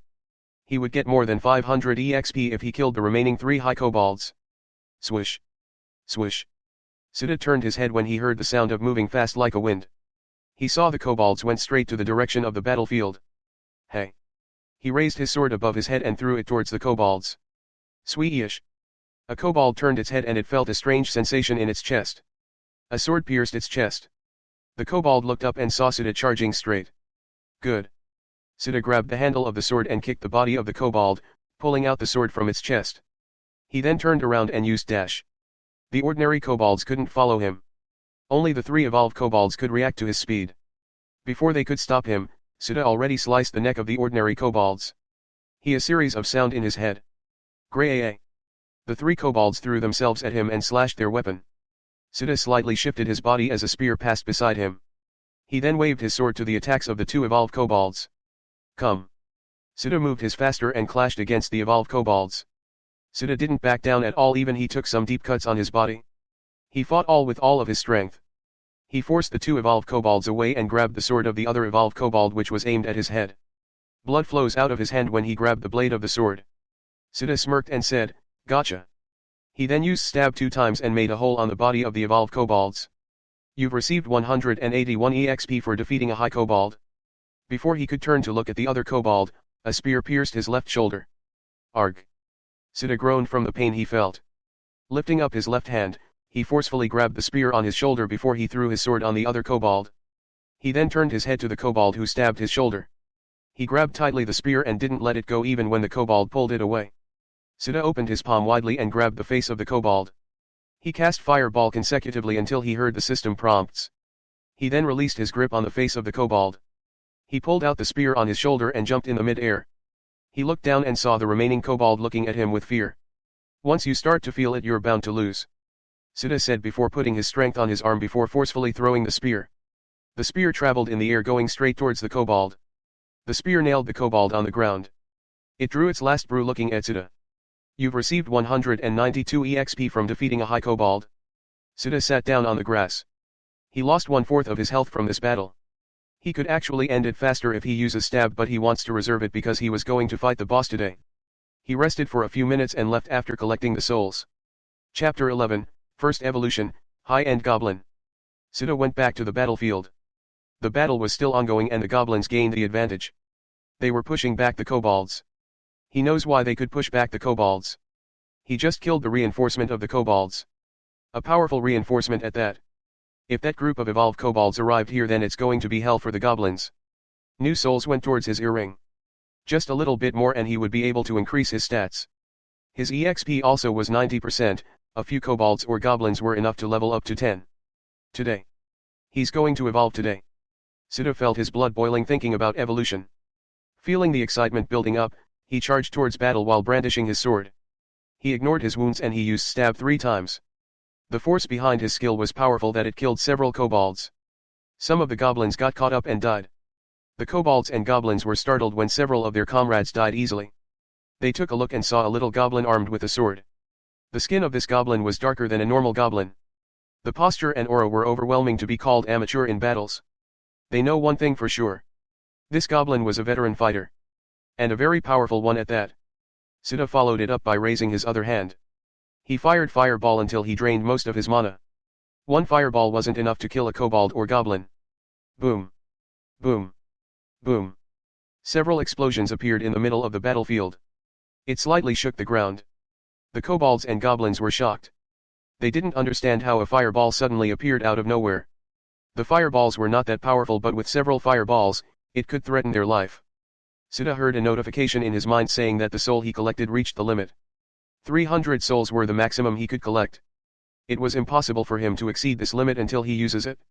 Harvester of the Soul. Soul collected, 300/300. He didn't hesitate and used the souls to increase his strength attribute. Cold soul flow in his body transforming into energy and it increased his strength. He felt his muscle building up solidly. His muscle was densely packed and it was filled with strength. The strength he could exert was greater than before. He turned his head on the kobolds and goblins with a smile on his face. Now, it's time to grind some EXP. He dashed forward, killing any monster he met.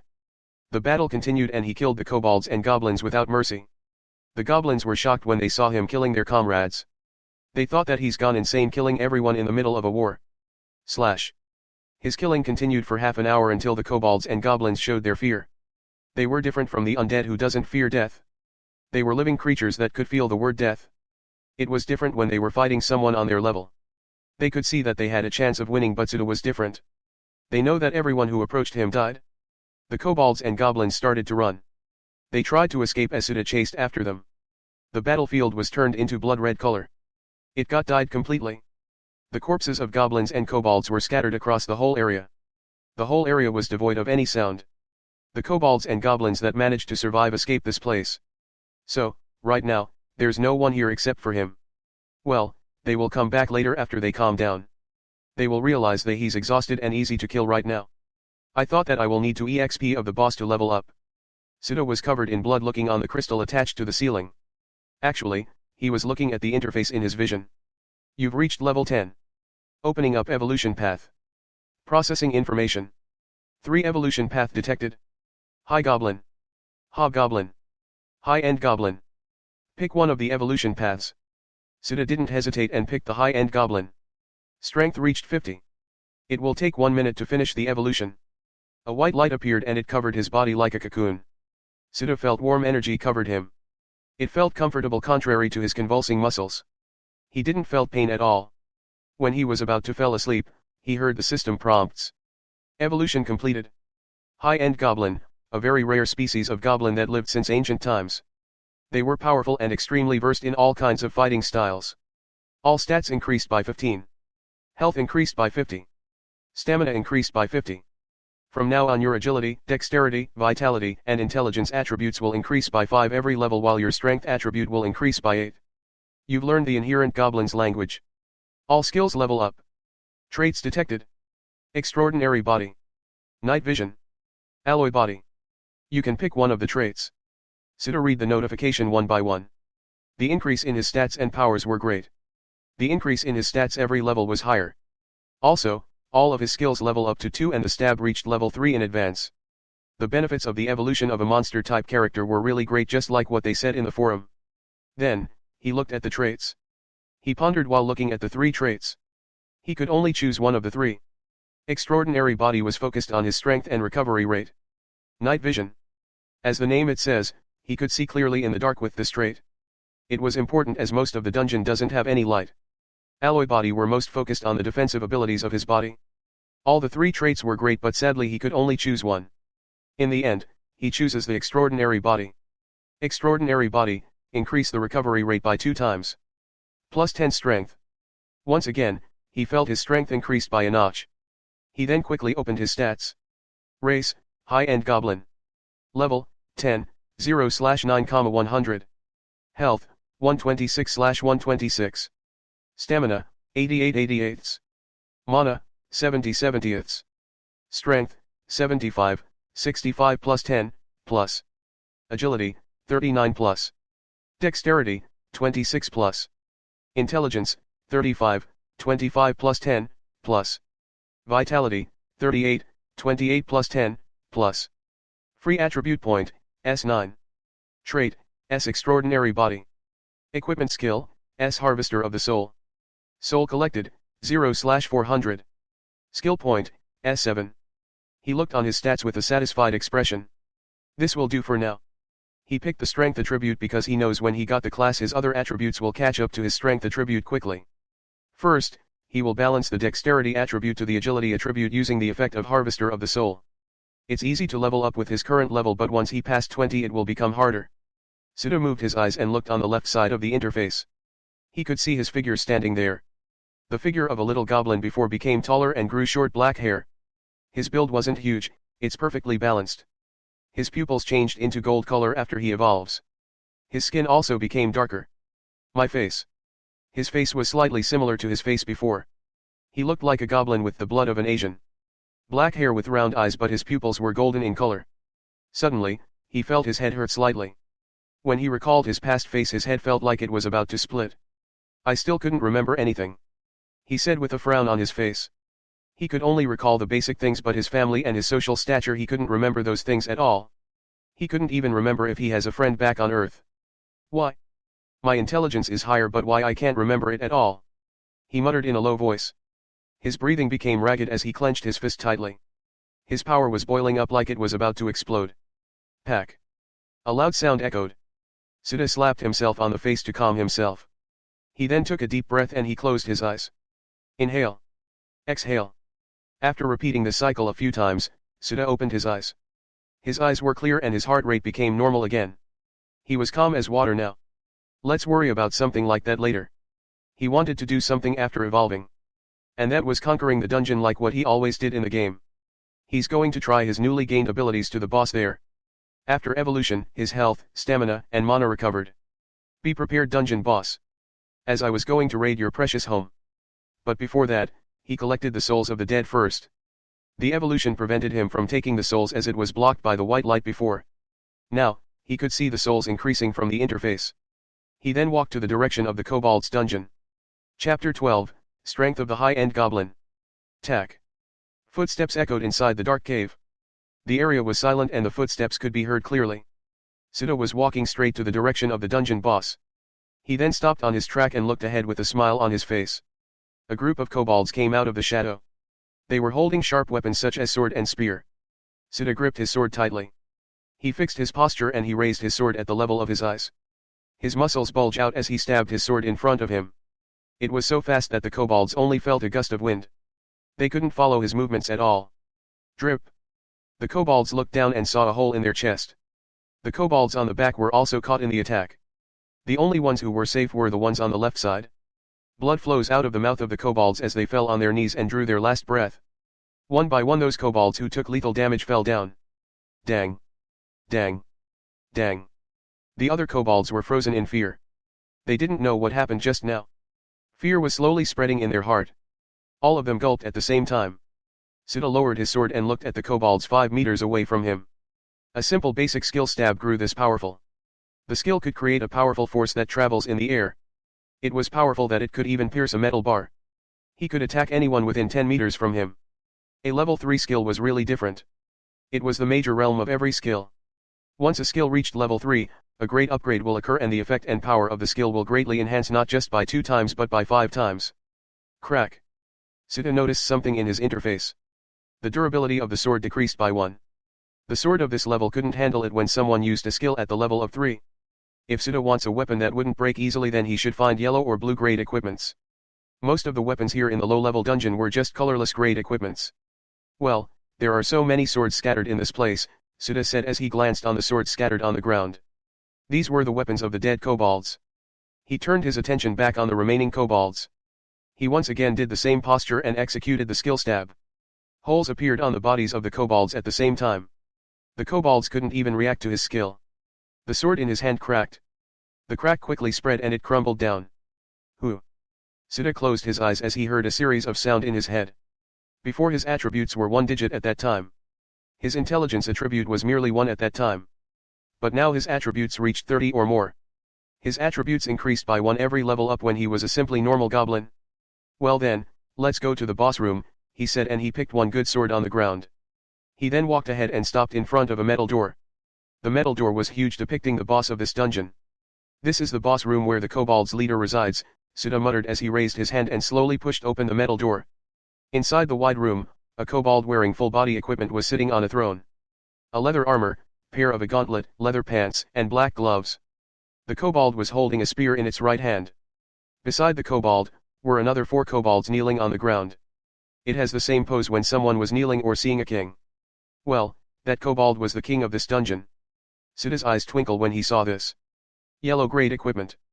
It has the same level of the robe and staff that he looted from the undead skeleton mage. He directly walked inside the room while he's stretching his body. He said with a smirk, "I'm getting excited over a set of yellow equipment." Then, a notification ringed inside his head, stopping him from moving. You've entered the boss room. Boss battle, defeat the boss and conquer the dungeon. Rewards, 400 EXP, 1 attribute point, and 1 skill point. Sita accepted the mission without hesitation. Actually, he could decline a quest like this. A quest of this type will only appear in a given situation. There's also the other type of quest that came from the NPC. That type of quest has a penalty. The penalty will be either somebody was dying or some will be put in jail. It depends on the quest a player pick. When a quest was about a medicine bringing in time, it means that the player needs to deliver the medicine or else the NPC who had a sickness will die.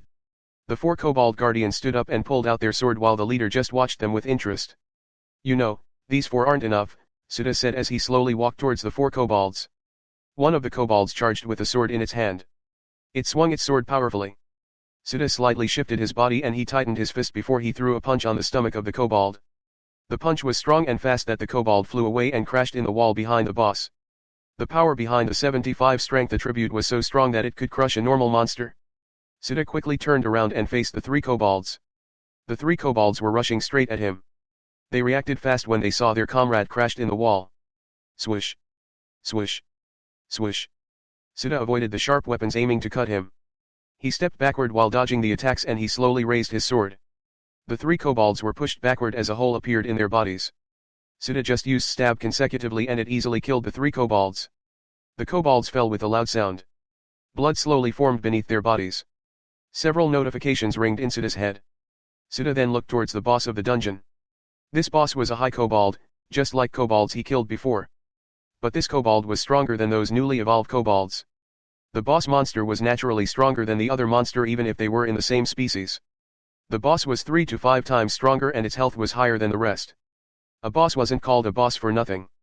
I've already killed 2 dungeon bosses, Sita muttered while looking on the boss. He could already kill a dungeon boss when he was still an ordinary goblin. This boss was not much different from the other boss. He was much stronger now and he could handle a boss easier with his stats. The boss slowly stood up and grabbed the spear on its side. It exudes an aura of a veteran warrior that undergoes hundreds of battles. Heis. Sita sighed and dashed towards the boss. In just a second, he arrived in front of the boss. Gripping the handle tightly, he slashed his sword. The boss the spear and parried the sword. Then, it quickly stabbed its spear. Fast stab. Sita tightened his muscles and swiftly moved his hand, blocking every attack of the boss. Level 2 spear mastery, huh. Suda thought while blocking every stab of the spear. He focused his eyes on the moving spear of the boss. He moved his hand and grabbed the spear. Caught it? He smirked and used his strength to raise the spear in the air. The boss didn't let go the spear and it was pulled in the air. Ah! Suda shouted and he smashed the boss in the ground. Spiderweb-like cracks appeared in the floor. Suda raised his sword and slashed it down. The boss learned from before so it let go the spear and rolled sideways avoiding the slash. The boss pulled himself up and jumped backward. It saw Suda rushing at a fast speed. This is the end. Suda raised his sword and used stab consecutively. He made several holes in the body of the kobolds. Some of the attacks were blocked by the leather armor. Somewhere in the neck, shoulders, and arms. He always wanted to try this but he couldn't before as it needs a lot of stamina. He would only use stab 3 to 5 times in a battle. But now, he could freely try it with as he had a lot of stamina. Suda purposely attacks the part that wasn't covered in armor, still, some of his attacks hit the armor. He still couldn't control the level 3 stab when using it consecutively with his level 2 sword mastery. Suda only stopped his movements when he heard the notification in his head. You've received 1598 EXP from defeating a high kobold. Congratulations on completing the mission boss battle. The health of this boss was much higher than he expected. He consumed more than half of his stamina in using level 3 stab. It was much sturdier than the 2 bosses he fought before. At least he killed this boss faster than the rest. Let's stop thinking about. Suda shook his head and he squatted down in front of the corpse of the boss. He placed down his sword and started to loot the dead body. Bear's glove, yellow gloves made from the hide of a giant bear. Effect, plus 5 dexterity, plus 20 health. Durability, 14/15. Rock gauntlet, yellow gauntlet made from the pure rock and high mana. Effect, plus 5 vitality, plus 20 health, plus 10 mana. Durability, 12/15. Kobold's armor, yellow and armor made from the hide of a high kobold. Effect, plus 20 health, plus 20 stamina, plus 5% physical resistance. Durability, 8/15. Kobold's pants, yellow pants made from the hide of a high kobold. Effect, plus 20 health, plus 5 agility, plus 5 damage resistance. Durability, 9/15. Suda wore gloves, gauntlets, and pants. The armor was huge for him and it was uncomfortable to move. If he wasn't feeling uncomfortable he would wear it even if it was loose on him. He was afraid that it would hinder his movements or bother him in a battle. The pants was also huge on him but after he made an adjustment it fitted him. What should I do now? I should finish all the dungeons here in the upper floor before leaving the sanctuary. Chapter 13, Leaving the Sanctuary. 1 week had passed since Suda's evolution to high-end Goblin. He completed the survival mission which he needs to survive for 5 days. Well, if he failed in completing the mission it means that he died. He already expected it to complete this mission easily. If he was on the middle floor then he would die without even killing a single monster. After becoming a high-end Goblin, it became easy for him to complete the rest of the dungeons here on the upper floor. He spends his week in conquering all the remaining 9 low-level dungeons. Although he leveled up quite a lot this time and increased his stats higher he still wouldn't dare to go down on the middle floor. The monsters there were completely different from the monster in the upper floor. A person will truly know why this place was called Undead Sanctuary once he/she goes down there. The Undead Lich, Death Knight, Greater Ghouls, Bone Tiger, etc. were a monster that can be found on the middle floor. Their levels were completely higher than the monster here on the upper floor. If he wasn't wrong the highest level of monster here was 19. And that level was average on the middle floor. If all the undead here got out of the sanctuary, the undead would be able to destroy a few weak countries out there on the surface. He became level 16 after conquering the whole upper floor of the undead sanctuary. His status became quite pleasing in his eyes, especially his strength attribute. His strength attribute was now over 100. He could now literally punch a hole through iron without taking any damage. He also collected enough souls to use the effect of the Harvester of the Soul. He used it twice and increased his dexterity and intelligence. He finally balanced his agility and dexterity. This made him even faster. He used the souls in his intelligence because he got himself another spell. He got himself 2 spell books from the dungeons that he raided. He learned Ice Shot and Light Heal by using 4 skill points. In truth, he found 3 skill books but the other one was also Light Heal. Unfortunately, the Light Heal cannot be used in oneself. In total, he already learned 3 spells. He only needed to learn 2 spells and he would reach the requirements to get a class. Currently, Suda was bathing in the river. He was cleaning the wounds on his body that received from invading the orcs' dungeon. The power of orcs wasn't something he couldn't take lightly. I will go out of this place tomorrow. He muttered with a satisfied expression. He already cleared all the dungeons here so it's normal for him to go out. His stats weren't enough to go down on the middle floor, so he will get himself a class first. A mid-level dungeon was housing 200 level 20 plus monsters. He would stand a chance if he has a class and some powerful skill, but unfortunately for him, he still doesn't have any class even if he's already level 16 and his skill was pretty much the basic ones. It sucks here, he said as he looked up on the ceiling. He then stood up and went to the shore. He picked his equipments and wore it. He hung his sword on his waist while the staff was on his back. Let's exercise first, Suda said as he did some exercise. Based on his experience, he knew that training or practicing could increase his EXP. He then practiced swordsmanship to increase his proficiency. He did not only train sword skills, he also trained his other skill to increase proficiency. The system didn't have a function to see the proficiency of skills. It was the same in the game. After training, he roasted a fish and then ate it. He was happy that he learned the fireball spell. Using this spell he could create a fire to cook his meal.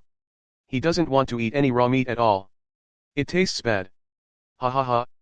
It tastes great, he said as he bit a mouthful of roasted fish. It didn't have any seasonings, but for him, it was good compared to the meat of Goblin and Kobold. This is the only time that I could truly relax my tense muscle. He could relax as he knew that there's no other monster here in the upper floor except himself. He doesn't need to worry about the monster attacking him when he was sleeping. For the past week, he was tense and couldn't relax properly. He was serious in keeping himself alive. If I could get some alcohol, then it would be perfect. Thinking about alcohol really made me want to rush in the city. After enjoying his meal, Suda fell asleep. He could finally sleep comfortably. Suda woke up exactly after 8 hours. He does some maintenance on his equipment before he packed up his belongings.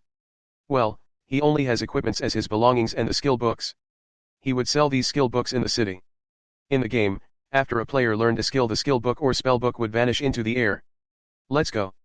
He went to the center of the upper level. It was in the middle of the woods. There were no trees anymore as it was replaced by a huge flat rock. The surface of the rock was smooth and it contains a bit of magical power. He went around and found stairs leading to the top. He walked to the top and found a huge magic circle on the ground. The magic circle was carved on the surface of the rock. It was a high-level teleportation spell. I wonder what will those people do once they knew that I've arrived in the real world of Battle Worlds Online, Suda smirked as he extended his feet and stepped inside the magic circle. He waited for a while but nothing happens. Huh? Why didn't a prompt appear asking if I want to exit this place? Suda muttered with a dumbfounded expression. He thought that it would work once he stepped inside the magic circle. Well, that's only in the game. It was completely different in the real fantasy world. He then rubbed his chin, pondering what he should do. He lifted up his head and looked on the ceiling. He could burst out the ceiling if he was level 60 plus, but with his level, he couldn't do that. A level 60 plus character could destroy landmass. An idea came into his mind. He recalled that he has the mana manipulation skill. He squatted down and placed his palm on the surface of the rock. He closed his eyes and felt the mana inside the rock. He controlled his mana and he flowed it to the magic circle. Shi-ying. The magic circle emitted a dim light. The more mana he poured in the magic circle, the more brightly it became. Then, he felt the ground shook slightly. It was then that he opened his eyes and saw the magic circle glowing in red light. The light got stronger and it swallowed him. When the light disappeared, he was also gone. Suda opened his eyes. He saw the magic circle beneath. It was glowing with red light. After a few moments, the magic circle turned back into an ordinary magic circle. It was covered in soil and grass, so he couldn't clearly see the magic circle anymore. He could only see the rough outline before because it was emitting a red light. It was the secret path to go down in the undead sanctuary. The player accidentally discovered it back then. But now there's no player to discover the place anymore. It would become his farm site in the near future. He stood up and looked around him. This place was full of graveyards. He could even see some zombies around him. Curse Cemetery, huh? The place above the undead sanctuary was called Curse Cemetery. It was also a place full of undead and one of the Forbidden Zone. It was located near the edge of the Giza continent. It was daylight now, so the zombies were quite weak. A powerful monster over level 50 would only appear at midnight. Luckily, it's morning, Suda said as he turned his head. On the other side of this place, he saw the sea. A body of water, the Great East Sea. Over there was another huge continent, the Gods Continent. Players also called it Earth Continent. They called it Earth Continent because of the living being there. The mythology of Earth were living there. The Norse mythology, Greek mythology, gods of Egypt, Japanese Shinto, Chinese mythology, etc. All of them were in the Gods Continent. He recalled that he became a hero of Athena back then. He became part of her hero when he was trying to capture his mount. But Suda's destination wasn't there. It takes a lot of time to go there without any preparation. He also doesn't have any boats or shi.p.s. So he will go to the nearest city to acquire a class. He would also study the language of this world. I wonder what version it is right now, Suda muttered in a low voice. End of Volume 1. Chapter 14, Read for Bear Concede. Suda placed his left hand on his and felt the bag he made. Inside it was the precious stones that he looted in the sanctuary. Mana stone, gold, silver, platinum, etc. were all inside the bag. He will use the stone as a currency to enter the city. Even though some of the countries in this continent were quite advanced, they still haven't changed the currency system. The currency system was arranged based on the magical value. It was arranged like this: copper coin - gold coin - silver coin - platinum coin. Copper and gold have low magic conductivity, so their value was lower than silver and platinum. In this world, where magic reigns, the value of gold dropped.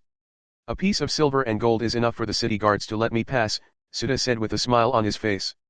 Then, he saw 4 zombies ahead of him. It seems that I need to exit this place first before I could relax. Suda dashed towards the 4 zombies while brandishing his sword. Gra! The 4 zombies noticed him as they growl with a coarse voice. Suda imbued his mana on his sword and slashed it. You've received 57 EXP for defeating a zombie. Suda heard several sounds in his head as the 4 zombies were cut in half. Their upper body slowly fell on the ground. Still, this is good, Suda said while looking at the sword in his hand. Since leveling up the mana manipulation skill, he could now use his mana to strengthen his sword. There were no features like this in the game. It's pretty convenient if he was to say it. The ground shook heavily. It felt like someone was approaching. The air became heavy and turned cold. Suda turned his head and saw a 3-meter-tall undead. He frowned and muttered, "A gigantic zombie, huh?" A gigantic zombie was an evolved form of an ordinary zombie. It has a huge body and a powerful strength. But its speed was still slow as the ordinary zombie. If it's midnight, then I would meet an undead more powerful than this, Suda said as he poured his mana on his sword. The cursed cemetery was more terrifying when the darkness covered the sky. Terrifying undead would start appearing one by one.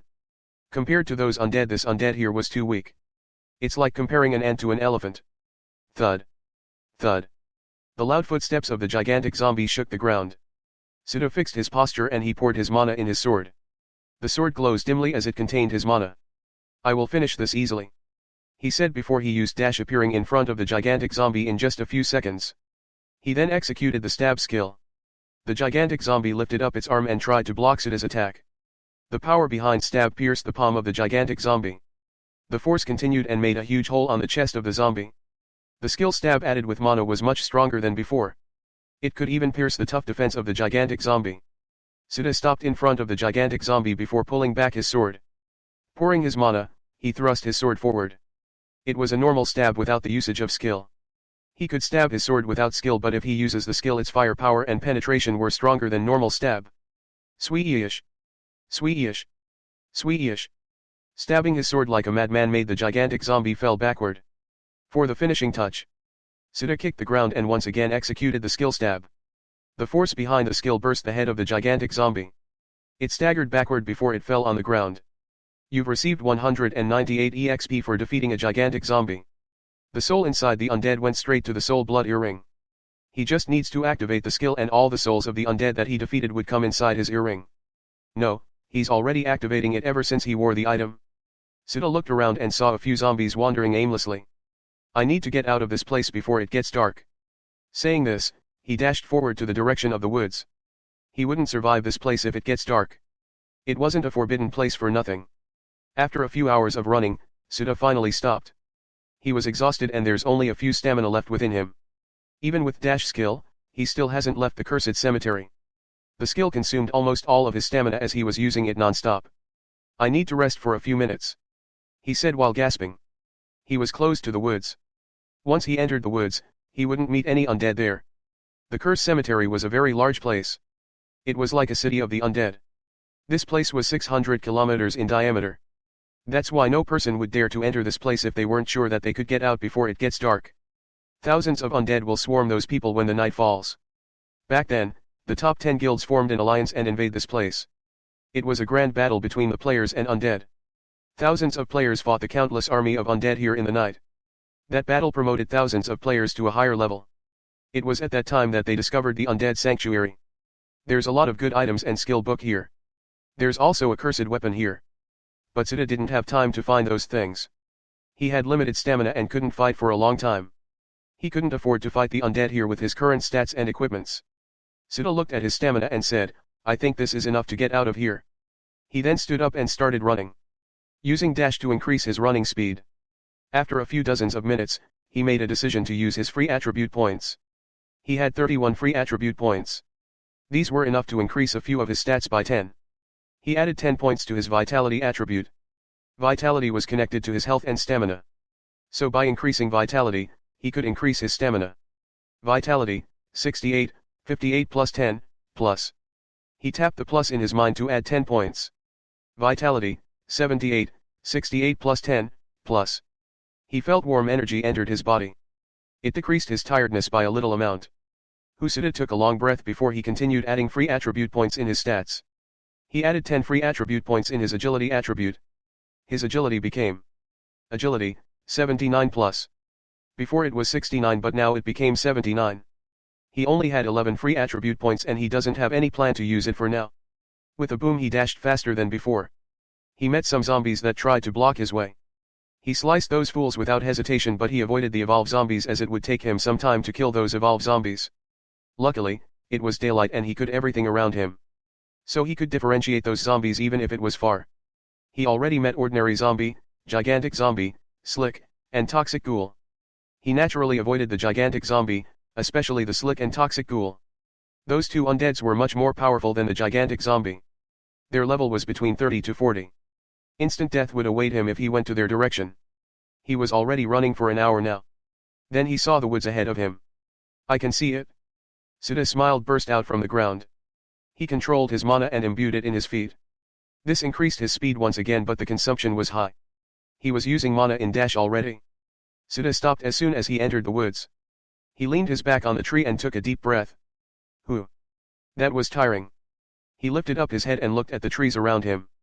If there's some fruit then he would take it. Unfortunately, he doesn't find anything. Well, the fruit was not the only edible thing here in the woods. There's also those wild animals and monsters. He lifted up his head and looked at the sky. The sun was setting down and in just an hour, darkness will cover this entire place. He doesn't have the time to rest. He needs to find a place to stay for a night and some food. Suddenly, a snake thrust forward trying to bite him. It revealed its sharp poisonous fangs. Sita reacted by grabbing his sword on his waist and slashing it on the snake. The snake was sliced in half. The snake didn't even feel the pain in its death. You've received 39 EXP for defeating a toxic snake. A toxic snake, huh? Sita muttered while looking at the carcass of the snake. The poison of the snake could paralyze a level 20 monster. He crouched down and picked it up. This was going to be his dinner for tonight. Sita was hiding in the bush thinking about what he should do. There's a cave in front of him. He could stay inside there comfortably. But there's one problem and that was the wild boss. There's a red fur bear that was living in that cave. It was one of the powerful monsters in the forest. In the game, its level was between 20 to 40. Okay, I will check its level first, Sita muttered as he stood up and walked towards the cave. He brandished his sword and gripped it tightly. He looked in his stats and saw that he still have 20 mana and 18 stamina left. This is enough as long as I do it swiftly, he thought. Roar. A powerful and loud roar shook the entire cave. A skill, huh? Sita's brows knitted tightly and he started to circulate his mana inside his body. He poured it in his sword as he prepared himself. A 3-meter tall figure came out of the cave. The red fur bear looks dominating. It deserves the title one of the powerful monsters here. Swiftly without any sound, Sita dashed towards the red fur bear. In just a second he was beside the bear. He pulled back his sword and used stab. The sword pierced the thick hide of the bear. Blood flowed out and dyed the soil. This attack surprised the bear. It didn't think that Sita would attack immediately. Sita turned around as he poured mana in his feet. He kicked the wound he gave to the bear. The bear roared in pain and it swept out its arms towards the perpetrator. Sita raised his arm and guard against the attack. Sita gritted his teeth as he felt the shock of the attack. Cracks formed in his gauntlet. His health decreased by 20 points in just a single attack. Its firepower was greater than anything he fought before. Once again, Sita jumped and poured his mana in his sword. He then noticed that the arm of the bear was heading towards him. He grinds his teeth and executed stab. His sword pierced the eye of the bear. Blood dripped on the ground while Sita was smashed on the ground creating a small crater. The red fur bear roared angrily as the sword was stuck in its eye. Arg! Suda spat a mouthful of blood before turning his head to look at the red fur bear. It was shallow. If he put more force in his attack he would have reached the brain of the bear. He ignored the pain and charged towards the bear. He could only use 2 spells with his remaining mana. Ice shot. A block of ice smashed the wound on the feet of the bear. He then jumped in the mid-air and shoot fireball towards the roaring bear. Just die. Suda roared, and when he was about to push the sword deeper a system prompt ringed in his mind. The red fur bear conceded. Congratulations on acquiring your first pet. Chapter 15, Yuko. Congratulations, you've acquired your first pet. Suda stopped his and twisted his body in the mid-air before he landed on the ground. This. He looked at the system prompts that he received. He didn't expect that he would acquire a pet this time. Now that the bear was registered in the system he could see the details of the bear. Pet/mount, 1/1. Equals red fur bear level 21 female sign equals a powerful bear with blood red fur that lives deep in the forest. An evolved species of mountain bear. Like to eat fruits and honey. A level 21, huh? Suda thought while looking at the interface. It means that this bear just evolves recently. He actually got himself a pet on his way to the Hebrei kingdom. He had a plan to level up first before getting his pet in the God's continent. His pet in the game was a powerful dragon that was sealed a long time ago. She's Hydra, a 9-head Hydra. He got that pet when he was doing a quest for Athena back then. He could let her be, but he decided that it's better to have a pet than nothing in his current situation. The system would register those monsters who submit to the players, but there's a limit. Only those who have tamer class have higher limit than the other class. The limit of a normal player was 3 while the normal tamer was 5. The limit as the tamer levels up its class. Suda shook his head and turned around to face the bear. He looked at the bear who was groaning in pain. Is this really my pet? He stepped forward and placed his palm on the head of the bear. He said, stay still, it will hurt for a few seconds. He then grabbed the handle of the sword that was stuck in the eye of the bear. He forcefully pulled it out as blood spurted out from the eye of the bear. Light heal. Suda immediately cast light heal to stop the bleeding. He once again cast it until the bear stopped groaning in pain. The bear looked at him with fearful eyes as she lowered her head. She carefully stuck her tongue out and licked his hand. From now your name will be Yuko, Suda said as he caressed her red fur. While caressing her red fur his thoughts were flying. He recalled the pets he had in the game. Those were powerful monsters that could destroy a city. All of them could put up a fight with top players. They could even kill those players in one-on-one battle. There's one player whose class was Divine Tamer. That player has a monster range of different powerful monsters. That player contacted him and wanted to buy his pets. Unfortunately, he declined as he had a hard time getting those pets. He wouldn't exchange them for anything. Suda shook his head and looked at the dark cave. Let's go. Saying this he walked forward and entered the cave. Yuko lifted up her head and looked at her master. She followed behind as both of them entered the cave.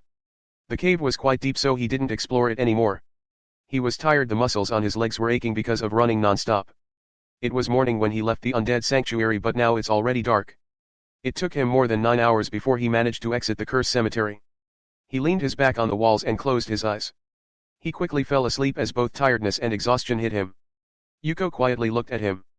She was still fearful of him because of what he did to her. She slowly moved her huge body and went beside Suda. She kept him warm with her thick fur as she also fell asleep. Equals Yuko level 21, red fur bear female sign, equals. Battle Worlds Online, was the most popular game that millions of people played this game. It was a mix of fantasy and futuristic world. A world with different cultures was all around for the player to explore. Sword, gun, magic, mecha, etc. were inside this game. The players could pick from hundreds of races and jobs to start from. That's the Battle Worlds Online. There's a legendary player called Blood in the game. He was called the most powerful player in the Battle Worlds Online. He doesn't have any guild or joins any party. His skill combination, precise intuition, and his perfect control over his character skills were all above the other players. A man wearing a black sleeveless long coat with silver linings. The front part of his collar was extended on his back, fluttering in the wind. His left arm was covered in silver-colored armor while on his right arm was the same armor. He wore gray pants with the same design as his coat. On his hand, he was holding a huge scythe. The scythe looks ominous with its design as there were eyes on the blade of the scythe. The man jumped down from the top of a tall building and waved the scythe to the huge army in front. Every time he waved his scythe, people would die. The souls of the dead went to his earring and the corpses would also disappear. It was the cause of his powerful weapon, the flesh-eating scythe. He was called the most brutal person as he didn't even let a corpse and soul leave easily. He was standing on the top ranking ever since the launch of the game. The only thing that limits him was the level cap of each version. Suda opened his eyes and it was already morning. A dream. He looked around and saw that Yuko was cuddling him. He stood up and patted her. He still hasn't fully recovered all the stamina and mana that he lost yesterday. The basic recovery rate of health, stamina, and mana was 1 per hour. When sleeping it would increase by 5 times. Sleeping for a few hours was enough if he was still a goblin with low health, stamina, and mana, but now it wasn't enough as he had more than 100. It seems that he will stay here in the woods this time. Suda turned his head as he felt Yuko moved. He looked at her as Yuko also looked at him. Yuko stood up and went deep inside the cave. Suda looked at her with a curious gaze. He doesn't know what she intends to do. After a few moments, Yuko came back and she presented a bunch of fruits in front of him. You are giving this to me? Suda looked at the fruits. These fruits could help him recover his stamina as it has that effect. But there's something that caught his attention. He reached out his hand and picked up a green fruit with white dots. This is green mana fruit. Suda looked at the fruit on his hand. He didn't think that Yuko has this kind of fruit. Oh. She loves fruit as it was written in the description.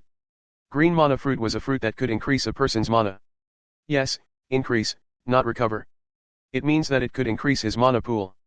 Suda looked at Yuko and said, "Alright, I will take this." He then bit the green mana fruit in his hand. Your mana have increased by 20. It was hard to find a fruit like this one in this world. It was also hard to cultivate this kind of fruit and only a few people have this kind of skill. Even he only ate a few back in the game. Yuko looked at him with teary eye. She really doesn't want to give him those fruits as it was her treasure. She felt pain as she saw Suda eating the fruits she collected for a long time. Suda looked at Yuko and said, "You can have the rest." Yuko tilted her head as she couldn't understand what he was saying. "You can have the rest," Suda repeated and pushed the fruits to her. This time, Yuko vaguely understand his words thanks to the master and pet contract in the system. She moved her big hands and grabbed the fruits. She then stood up and went deep in the cave. Suda guessed that she hid the fruits back. He stretched his body and exited the cave. The sun rays hit his body and he felt warm energy coursing through his body. At most, it will take me a month before I arrive in the Hebrei kingdom. If he could fly or have that airship of mechanic country it would be easy for him. The distance between the Hebrei kingdom and the cursed cemetery was large. Without any sort of transportation, it would take him a long time to travel between kingdom. Actually, there were few villages nearby but he doesn't know their language so it will be hard to communicate. Only large kingdoms such as Hebrei kingdom sells the technology of mechanic country. He would buy the communicator there first and find a way to learn the other spell. He wouldn't be able to receive a quest if he couldn't understand their language. He would also know what version if he go there and gathered some news about the powerful countries. Chapter 16, Special Quest. Suda rest for a whole day. He just stays inside the cave and he let Yuko hunt the food for the two of them. Yuko was one of the powerful monsters here so he doesn't need to worry about her getting in trouble. Let's continue our journey, Suda said as he stood up and stretched his body. It was morning and the weather was nice. It's perfect for traveling. He turned around and looked at Yuko. Yuko, come on. Let's go. Yuko followed behind him quietly. Suda has a plan. He recalled that there were valuable things in this forest. Every place of this world has something that's valuable. Especially with his current strength, he needs those things as long as it could help him a little. Suda followed his memories and walked for about 1 hour before he stopped. Yuko also stopped and looked at him with a confused expression. She was wondering why did he stop all of a sudden. Suda ignored her and carefully looked at his surrounding. Towering trees were around him and it's still the same as before. Okay, I get it, he then ducked down and pressed his palm on the grass. He then felt a stone hiding beneath the grass. This stone was different from normal stone as characters that he couldn't understand were carved in the surface of the stone. There's a red dot protruding in the center of the carvings. Suda smiled and looked around him. He noticed a flickering light hiding in the tree 15 meters away from him. He pressed the red dot and slowly raised his hand. He showed the stone to the flickering light. The flickering light vanished from his sight and he felt someone appeared behind him. Suda slowly turned his head and saw a strange creature behind him. It has the same height as him when he was still an ordinary goblin. It was a humanoid creature that has a furry lower body and 2 goat horns on its head. It was a great lump. A special type of monster that can only be found in a forest. It didn't have great combat skills but it has great magical powers. In the game, if a player encounters this creature they will receive a special quest. Those special quests were easy to do and have a high reward. The great lump opened its palm. Suda understood what it meant so he placed the stone on top of its palm. It then turned around and started to walk. Suda followed the great lump without hesitation. He gestured from behind and Yuko started to walk. She was confused and didn't know what's happening. Suddenly the atmosphere changed. Suda looked around and found that they were in front of a beautiful lake. He then heard a system prompt in his head. You've entered the secret ground of the Great Lump. Give me, the Great Lump wants you to give him your treasure. Rewards. Suda read the quest that he received. He just needed to give the Great Lump his treasure. Just like what the forum said. The quest was easy but the reward was still unknown. He picked up the bag that was hanging on his waist. He opened it and revealed the precious stones that he got from the undead sanctuary. These stones were valuable. It has a high price in the market. He gave all the stones to the Great Lump. But he still hasn't heard that he completed the quest. It means that it wasn't enough. He took out the 3 skill books and also gave it but it wasn't enough. I could get this anywhere. The most important is to complete the quest. Suda said in a low voice as he grabbed the staff on his back. He gave it to the Great Lump. Congratulations for completing the mission. Give me. You've received the skill blessing of the Great. Suda sighed in relief when he heard the notification. He doesn't know what to give if it still wasn't enough. No, he would give his leather armor or his pants. Thinking about this, he read the notification. He was surprised as he received a skill from this quest. This simple quest gave him a skill. So that's why it called a special quest. The only downside of this quest was he could only do it once. Well, he couldn't learn the same skill twice. There's no other player here. So he was thinking that he could monopolize all the special and hidden quests here. 7HGY #KW and #5. Suda looked up as he heard the Great Lump saying something he couldn't understand. It felt like it was important. The Great Lump stopped speaking and it quietly waved its hand. Suddenly, he was back in the middle of the forest with Yuko. He looked around and saw that everything was still the same. It felt like that meeting the Great Lamb was a dream. He shook his head and checked the details of the skill that he received. Blessing of the Great, the power of the Great Lump. It enhances all the abilities of the user. Effect, +5 all stats, +20 mana. It's equal to 1 level up in high-end Goblin. Well, this was enough for him as it could also help him. Let's go Yuko. Suda said as he started to walk. Yuko quietly followed behind him. The Great Lump looked in the sky and said quietly, the great change will start just like in the prophecy. I don't know whether it's good or bad that they brought you here in this world. The flames of destruction will slowly consume the whole world. Even the gods will not be able to escape it. So what will you do, Ishi's savior? The two traveled at a very slow pace as to get the other things that he could sell. They ate together and sleep together. They would also hunt together. Even though he couldn't understand what she was saying, it was enough for him. Traveling with someone was better than traveling alone. It's not boring, to begin with. In the game, he preferred to travel alone as he knew that it was only a game. He could vaguely recall that he had friends outside the game. And he would help those friends of his sometimes in the quest in Battle Worlds Online. A week had passed before they managed to get out of the forest. They experienced many things together this week. Finally! Suda exclaimed as he looked at the vast grassland in front of him. He was riding on the back of Yuko and he could see far away. Good. Yuko, go ahead. Suda said as he patted Yuko's head. Yuko roared in response to Suda. She then charged ahead at full speed. Her speed was slower than him but it was enough for him. She could only vaguely understand his words but this was enough for him. Suda saw a small village. He squinted his eyes and patted Yuko. Yuko, stop. Yuko stopped and she lifted up her head and looked at him with a confused expression. Suda got down and caressed her fur. It's okay, it's just a village. Suda said and observed the village. The distance between him and the village was far. If he walks it would take him a few minutes. Yuko looked at Suda and followed behind him. Every time that Suda took a step forward she would also step forward quietly behind him. The village was quite lively. There's a reason for that. A merchant arrived here and was selling things from a large city and kingdom. The villagers always look forward to when a merchant caravan would arrive. They were looking forward to the things that the merchant brought. A merchant, huh? Suda turned around and faced Yuko. He caressed her head and said, no matter what happens, don't attack anyone. Yuko tilted her head in confusion so he repeated his words. After he repeatedly said the same words, it was only then that Yuko understood what that means. Good girl. Suda smiled and patted her head. He then turned around and walked towards the village with Yuko. Ah! Monster! A monster is attacking us! The villagers shouted at the same time. Their voices echoed in the whole village.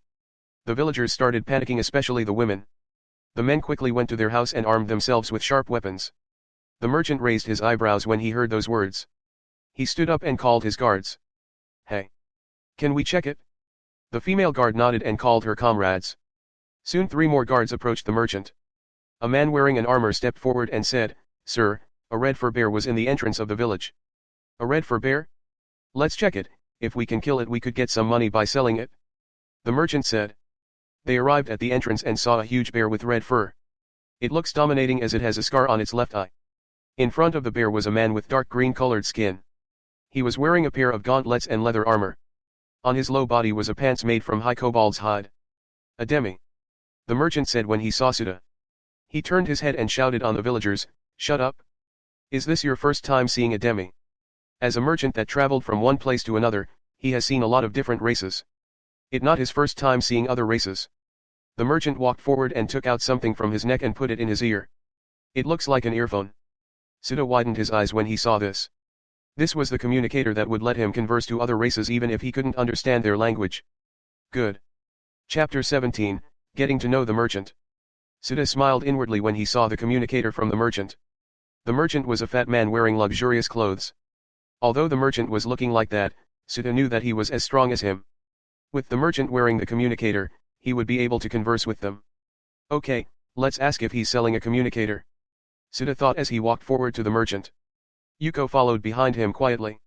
She glared at the people around them but she still followed Suda's orders so she could only glare at these people. The merchant looked at the female guard beside him and said, "Brianna, lend him your communicator." Brianna, the female guard, nodded and removed the communicator on her neck. She then threw it towards Suda. Suda caught it and placed it on his neck. The merchant saw Suda walking towards him. He checked if the communicator was running before he opened his mouth and asked, "I'm Jimmy of the Lani Corp and who are you, sir?" The merchant called himself Jimmy. Jimmy asked Suda with a polite tone. A demi who could tame a red fur bear was hard to find. Suda was extraordinary in his opinion and worth befriending. "I'm Suda Ishii and this is my partner Yuko." Suda introduced himself and Yuko to the merchant named Jimmy. He then goes straight to the point, "Do you have another communicator? I can pay for it." "Oh." Jimmy was surprised but he didn't show it on his face. The fact that Suda knew the existence of a communicator means that Suda came from a large city or kingdom. A rural village could hardly get news from those countries. It didn't have any access to advanced technology. Airship, communicator, automatic vehicle, etc. couldn't be found in a rural village like this one. People of this village didn't even know what's airship. "I'm sorry, the only thing I brought were the items that were approved by the mechanic country." Jimmy shook his head in regret. "Is that so?" Suda could understand that. The mechanic country and the other powerful countries don't want to sell their technology to rural villages and small countries. A weak country should stay a weak country was what they say. Those who violated this would be completely destroyed. There was once an ambitious merchant that sell their technology here and there. That merchant and the place he sells the technology vanished in one night. "Sir Ishii, do you mind if I ask where do you come from?" Jimmy walked beside Suda and asked. He waved his hand to his guards and nodded. The guards helped the crowd calm down. Suda turned his head and saw a beautiful female wearing a silver-colored brie.s.t plate. He felt his blood rising from his body. He gulped unconsciously. "Sir Ishii." Jimmy called him as he saw Suda was in daze. "Huh?" Suda turned to look at Jimmy. The instinct of a goblin was something he couldn't imagine. The instinct to engage in sex.u.a.l intercourse with a beautiful female. This was something he didn't expect. He hasn't met a single female ever since he came here. No, actually he met a female kobolds, goblins, and other monsters. He just couldn't differentiate with their appearance. Also, Yuko was a female bear. Biting his tongue slightly to calm down his nerves, Suda asked Jimmy. "What is it? Where do you came from?" Jimmy repeated his question while looking at his female guard. It seemed that he guessed what Suda was thinking. "I just came out of the deep woods and luckily I managed to tame a red fur bear." Suda came while looking around the village. This village was much worse than a newbie village. "Oh." Jimmy turned to look at the red fur bear behind Suda. He then turned back his gaze to Suda and asked, "Where do you plan to go now?" "Border city of Hebre Kingdom, Lodro City. I plan to enroll in the Lodro Institute," Suda said. "Carriage. I'm sorry, since you know the communicator, you must have seen the automatic vehicles. I'm just an ordinary merchant so I don't have the luxury to buy those things," Jimmy said with an apologetic tone. "It's okay," Suda nodded in understanding. The 3 great countries were far away here so they have no influence here. Jimmy glanced at Suda. He was sure that this demi really know the things inside the huge kingdom and countries. To even know the Institute of Lodro City. The two talked for a while. Jimmy offered Suda to join them as they were also going to the Hebre Kingdom. Suda agreed to him. This will slow down his journey, but it's worth befriending a merchant. He could get inside the city without much inspections with a merchant backing him up. At night, Suda, Jimmy, and the guards were around a bonfire. They were roasting some meat that they hunted this afternoon. Good. Suda exclaimed as he bit a mouthful of meat in his hand. He reached his hand towards Yuko. Yuko looked at the meat and his hand before she opened her mouth and bit the meat. Eat well. Suda smiled and patted Yuko's head. You really treat your pet well, Jimmy said while looking at their interaction. It's not that bad, Suda answered with a smile. He recalled the time he met Yuko. Both of them tried to kill each other at that time. It's really rare for someone to be a tamer. It's rare for someone to become a tamer. The fact that finding some monsters were dangerous, so no one would take a tamer lightly. The tamer also needs to provide his/her pet its meal. What course do you plan to take in Institute? Mage, Suda replied without hesitation. He could learn a lot of basic spells in the Institute. He would become a full-fledged mage once he learned 2 more spells. He wouldn't change his class no matter what. He was the most familiar with this class. He would become just like what he was in the game, or maybe stronger. Then, I would congratulate you in advance that you passed the entrance examination, Jimmy said. Ha ha ha, thank you. Suda laughed and asked while looking at the guards, by the way, what rank are they? Jimmy looked at his guards before he answered, they were the rank D adventurers that accepted my quest. Rank D, huh? Suda observed the guards, or the hired guards. The Adventurers Guild was a very influential faction. In terms of influence, the guild had more influence than the 3 great countries. The main base was situated in the Nivara Kingdom. Adventurers were divided into 8 ranks. S rank was the strongest and F rank was a newbie. The power of a D rank adventurer was much stronger than the current Suda. So they are powerful, huh? Suda said in a low voice while looking at the 5 of them. 2 of them were female and 3 were men. The woman that has honey-colored hair was the leader. She has long silky hair that dra.p.ed down to her back. Wearing a silver-colored armor was the proof that they weren't ordinary adventurers. And adventurers would be called a veteran once they became a rank D. Ha ha ha, of course, I wouldn't hire them if they weren't powerful. Jimmy laughed at Suda's words. He then turned at the female guard and said, Brianna, this is Suda. He will join us in our journey, so get to know each other. Hello, I'm Brianna, leader of the Gale group. The leader introduced herself as Brianna. I'm Suda, an aspiring mage, Suda said while looking at her honey-colored eyes. Then, the rest of the Gale group introduced themselves. By the way, Gale group was the name of their party. I'm Tider, oh. An aspiring mage, huh? You can ask our mage some questions if you like, right Tim? Tider was a huge man wearing full plate armor. He's almost 2 meters in height. Black hair, black eyes, and his sharp feature make him popular in women. I don't know. Tim said with a lazy tone. He was a short man wearing a red robe with blue linings. His black hair almost covered his brown eyes.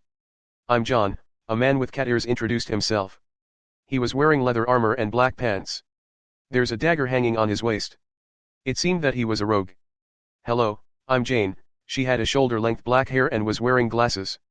She had a beautiful face, unfortunately the scar on her left cheek ruined it. You were lucky that you found a young red fur bear. The ones I know were 5 meters tall. Yeah, that must be a level 39 ADU.L.T red fur bear. Level 39. Nothing, forget about that. Ha ha ha, you're quite a funny guy, Suda. They talked for a whole night and got to know each other. Suda woke up early in the morning before the sun rises. He stood up and did some morning exercise to warm himself. He found that the hired guards were awake. It seemed that they were used to this lifestyle. As expected of an adventurers. He woke Yuko and went to hunt food. She wasn't included in the food that Jimmy provided. After all, she was just a pet and her master should be the one taking care of her. If Suda became a tamer rather than a mage, then he would be able to open up the inner world to store his pet. But sadly, he doesn't have any plan to become a tamer. I might neglect you once we go to the city, Suda said as he caressed Yuko's head. Mew. Yuko looked at Suda with her one eye. It seemed that she understood what he said. After they finished hunting food for Yuko, they went back to the village. Come on, let's go, Suda. Jimmy shouted. All right, Suda sighed and smiled. Today was the day that they will leave this village and will go to the Hebre Kingdom. It will take 2 weeks to go there using the carriage. And so 2 weeks had passed and they arrived at their destination. Chapter 18, Ladro City. Battle Worlds Online was the most played game in the world. There's a legendary player called Blood. The players and NPC called him in many titles. The solo player, Mysterious Gamer, One Man Guild, Perfect Armory, Commander of Mechanic Country, Athena's Most Loved Hero, Demon Annihilator, Pioneer Player of the Mars Archipelago, and Master of Nine-Headed Hydra were the nicknames that players and NPC gave him. Solo player, as he prefers to raid a dungeon alone. He doesn't join a party nor join a guild, even the guilds of his friends. He even created his own guild with him the only member. Mysterious gamer, as no one knew his true identity except his friends. Even the various game clubs tried to recruit but to no avail, they failed. One-man guild because he's the only member of the guild that he created. He even won a guild war with just him alone. Perfect Armory was because all of his equipments were universal treasure. All his equipments were skill holder. Commander Mechanic Country was because he became a commander of the most powerful country in the continent. No other player managed to raise in rank in this country. Athena's most loved hero was because he's the first one that maxed a goddess affection rate. He received the most gentle affection from a goddess of Greek mythology that caused many players to hung their jaw. Demon Annihilator was because, in the war against the demons, he once fought a single army on his own and annihilated the demons. Pioneer Player of the Mars Archipelago was because he's the first player that stepped foot in the unknown lands. He explored the unknown lands as the commander of Mechanic Country. The Master of Nine-Headed Hydra was because he managed to make the famous Hydra to become his pet. His deeds were something that no other players could do. He was the player that stood at the top of the rankings. He was recognized as the #1 player in the Battle Worlds Online. And now the legendary player transmigrated into the real world of Battle Worlds Online. He somewhat became a goblin, much to his dismay. Even then, the legendary player was like the other players. He suffered from getting killed in a high difficult quest. He even failed some of those. Now that he came to this world, he would do his best to survive this brutal world full of danger. We're here. Suda opened his eyes at Jimmy's voice. He took a peek outside and saw the 30-meter walls of Ladros City. It was just a border city, but the looks of it could be compared to the capital. Don't worry about it, I will handle the procedure, Jimmy said to him with a wink. Thanks for the trouble. Suda smiled wryly. He was thankful to Jimmy for this. He then glanced at the line and sighed. The line was long and it will take a long time before they could enter the city. Many people enter and exit the city every day. Different races coming from different places. After half an hour, Suda, Jimmy, and the rest managed to enter the city. We will part ways here. Jimmy said to him. Yeah, I'm very thankful for your help. Suda thanked Jimmy as he slightly bowed his head. No need to mind it, I also received something good from you. Don't forget to come to me if you've got something good, I'm always in the Lani group. Don't forget that. Jimmy said with a laugh. It's true that he received goods from Suda. Suda gave him something that he found in the deep woods. It was pretty valuable. I know, I'll go now, Suda said to the Gale group.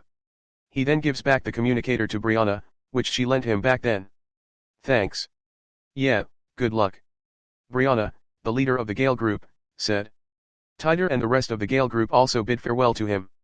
They got closer to each other in their 2 weeks of journey. Then, they parted ways just as planned. Yuko, we will find a shop and buy a communicator first, Suda said to Yuko, who was following behind him. Yuko, as a red fur bear, gathered some attention to the folks here. It's rare for someone to be a tamer, so some people paid attention to him, the tamer of a red fur bear.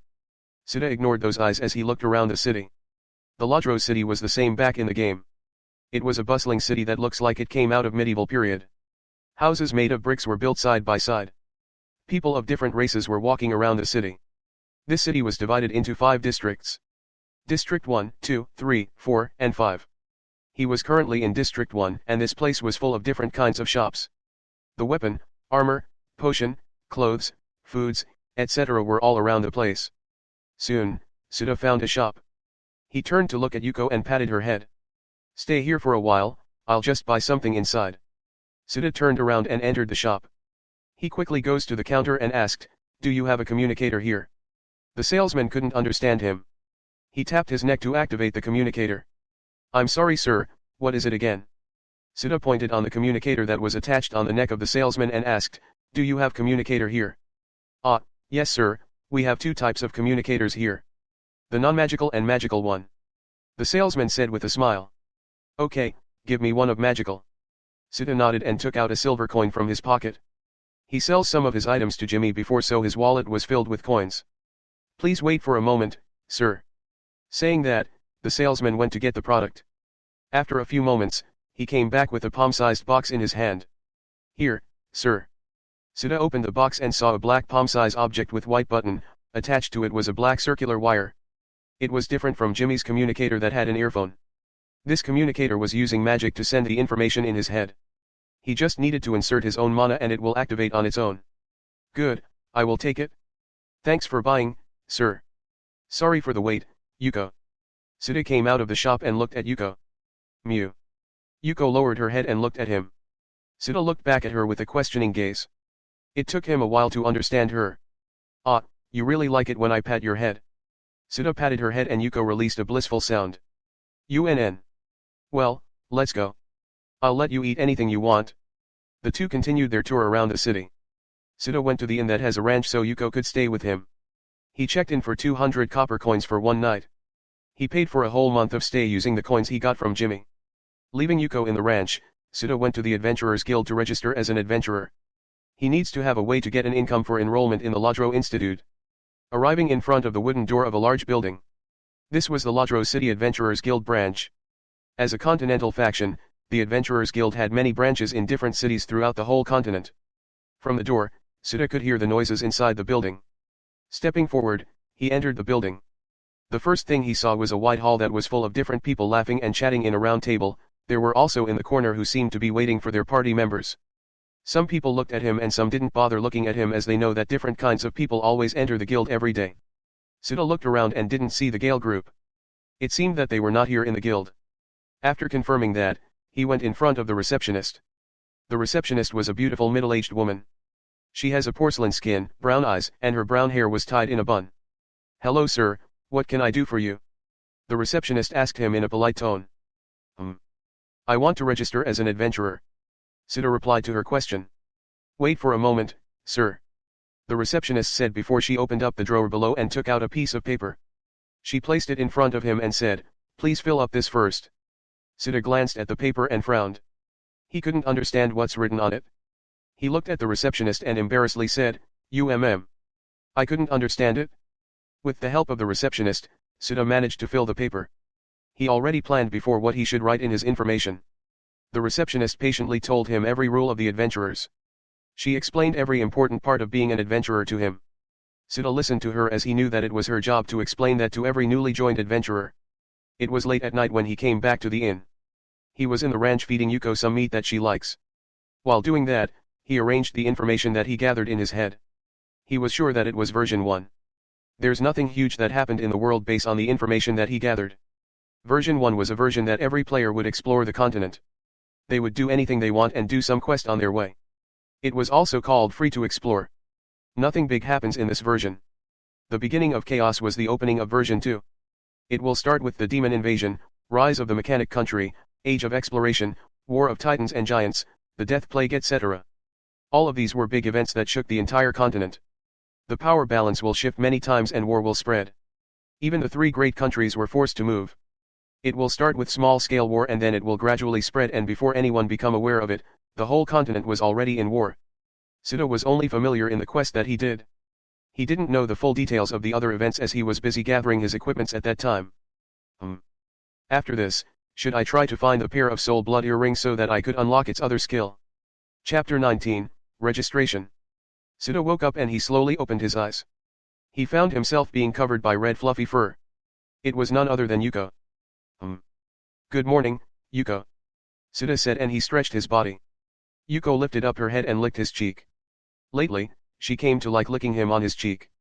Ah, stop that, Sita said as he patted her head to make her stop. Yuko stopped as soon as he patted her head. She closed her eyes and enjoyed his patting. He looked around and found himself in the ranch. Inside one of the rooms of the supposedly pet. It seems that he fell asleep here yesterday while thinking about what will happen in the future. He didn't even go to his room inside the inn. I will feed you later, just stay here for a while, Sita said to Yuko.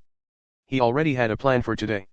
He needed to go to the library and get some books about the languages of this world. He needed to learn to write so that he wouldn't fail in the entrance exam of the academy. Yuko looked at him with teary eyes. It seemed that she didn't want to stay here where she couldn't even move her huge body. After all, this place was too small for her. Okay, I won't forget to bring you the meat that you like, Sita said as he forces himself to smile. He then stood up and went inside the inn. The middle-aged woman wearing a simple clothes looked at him with weird eyes. She was the owner of the inn. Sita looked at her and smiled wryly. He could guess what she was thinking. He, after all, slept in the ranch with his pet. He sat down and ordered breakfast. While waiting for the breakfast to arrive, he took out a card from his pocket. This was his adventurer's ID. A simple identification card that confirmed him being an adventurer. A picture of him was in the upper left part of the card. Beside it was his information and his rank. He was a rank F adventurer as he just joined the guild yesterday. He needs to complete various quests to accumulate merits and raised his rank. After a while the waitress brought his order, he placed his card back and focused his attention on the food. "Here's your order, sir," the waitress said as she placed down the meals that he ordered on the table. "Thank you." Sita thanked the waitress and turned his attention to the meals before him. "It's really good compared to those things that I've eaten in the undead sanctuary," Sita muttered as he recalled that he needed to eat the raw meat of a goblin before just to survive. The first few days were a nightmare for him. "I'm really glad that I've survived." Sita left Yuko in the ranch and he went into the library. He paid the entrance fee and entered the library. In this place, a person needs money to get an access to information. Only in a country like this have a library.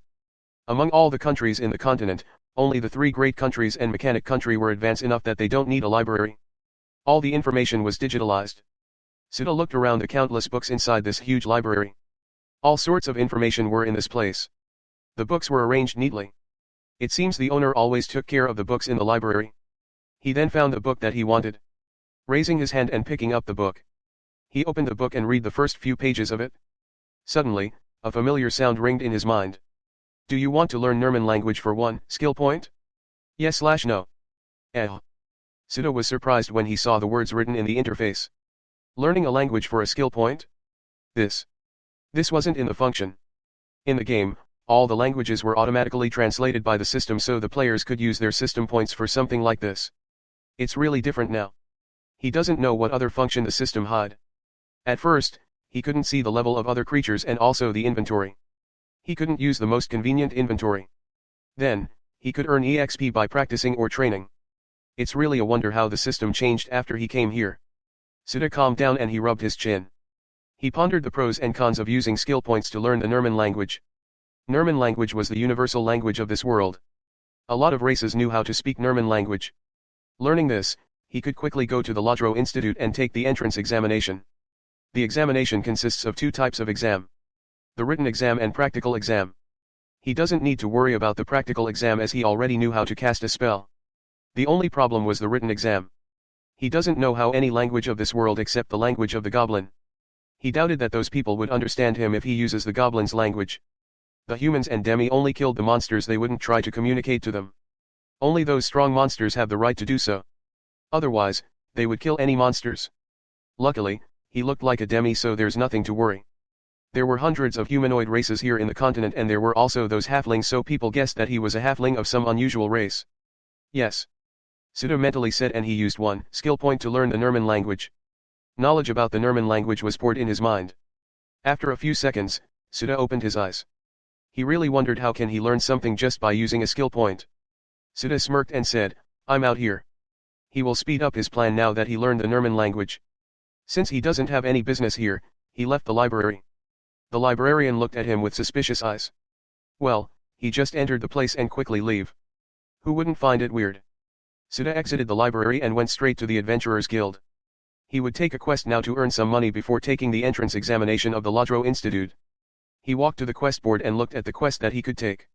He was a rank F adventurer so he could only take the rank F quest. The guild wouldn't permit it if he took a quest beyond his rank. Sita saw a lot of quests on the board. Monster subjugation, escort, herb picking, finding the missing person, investigation, etc. For now, I'm still a rank F adventurer so I couldn't take some good quest. Sita took the herb gathering quest. He placed it in the counter and the receptionist registered the quest he took in an object that looks like a computer. Okay, good luck in your first quest, sir. The receptionist said with a smile on her face. Sita nodded and heard a sound in his mind. Herb gathering, pick up 5 green silk grass. Rewards, 100 EXP. Sita looked at the system with a surprise expression. To think that he would receive a quest like this. It must be triggered because he accepted the quest from the guild. Other than that he couldn't think of any reason. Getting the rewards from the guild and the system was a happy thing for him. He would earn money and EXP at the same time. What is it, sir? The receptionist asked as she slightly tilted her head. Sita came back to his senses when he heard her voice. He shook his head and turned to look at her. When he turned to look at her, he saw the deep valley between her chest. He unconsciously gulped because of this. His instinct was once again rising. Sir. Ah, nothing. Suda quickly turned around. This body of his was too eager. He quickly left as he doesn't want to become a pervert. It seems that he needed to visit the red light district this night to calm himself. Suda walked back to the ranch and let Yuko out. Come, we have a quest, Suda said while opening the gate. Yuko came out of the ranch and she quickly licked his cheek as soon as she saw him. Stop that, Suda patted her head before he closed the gate and tell the owner that he will leave to do some quest.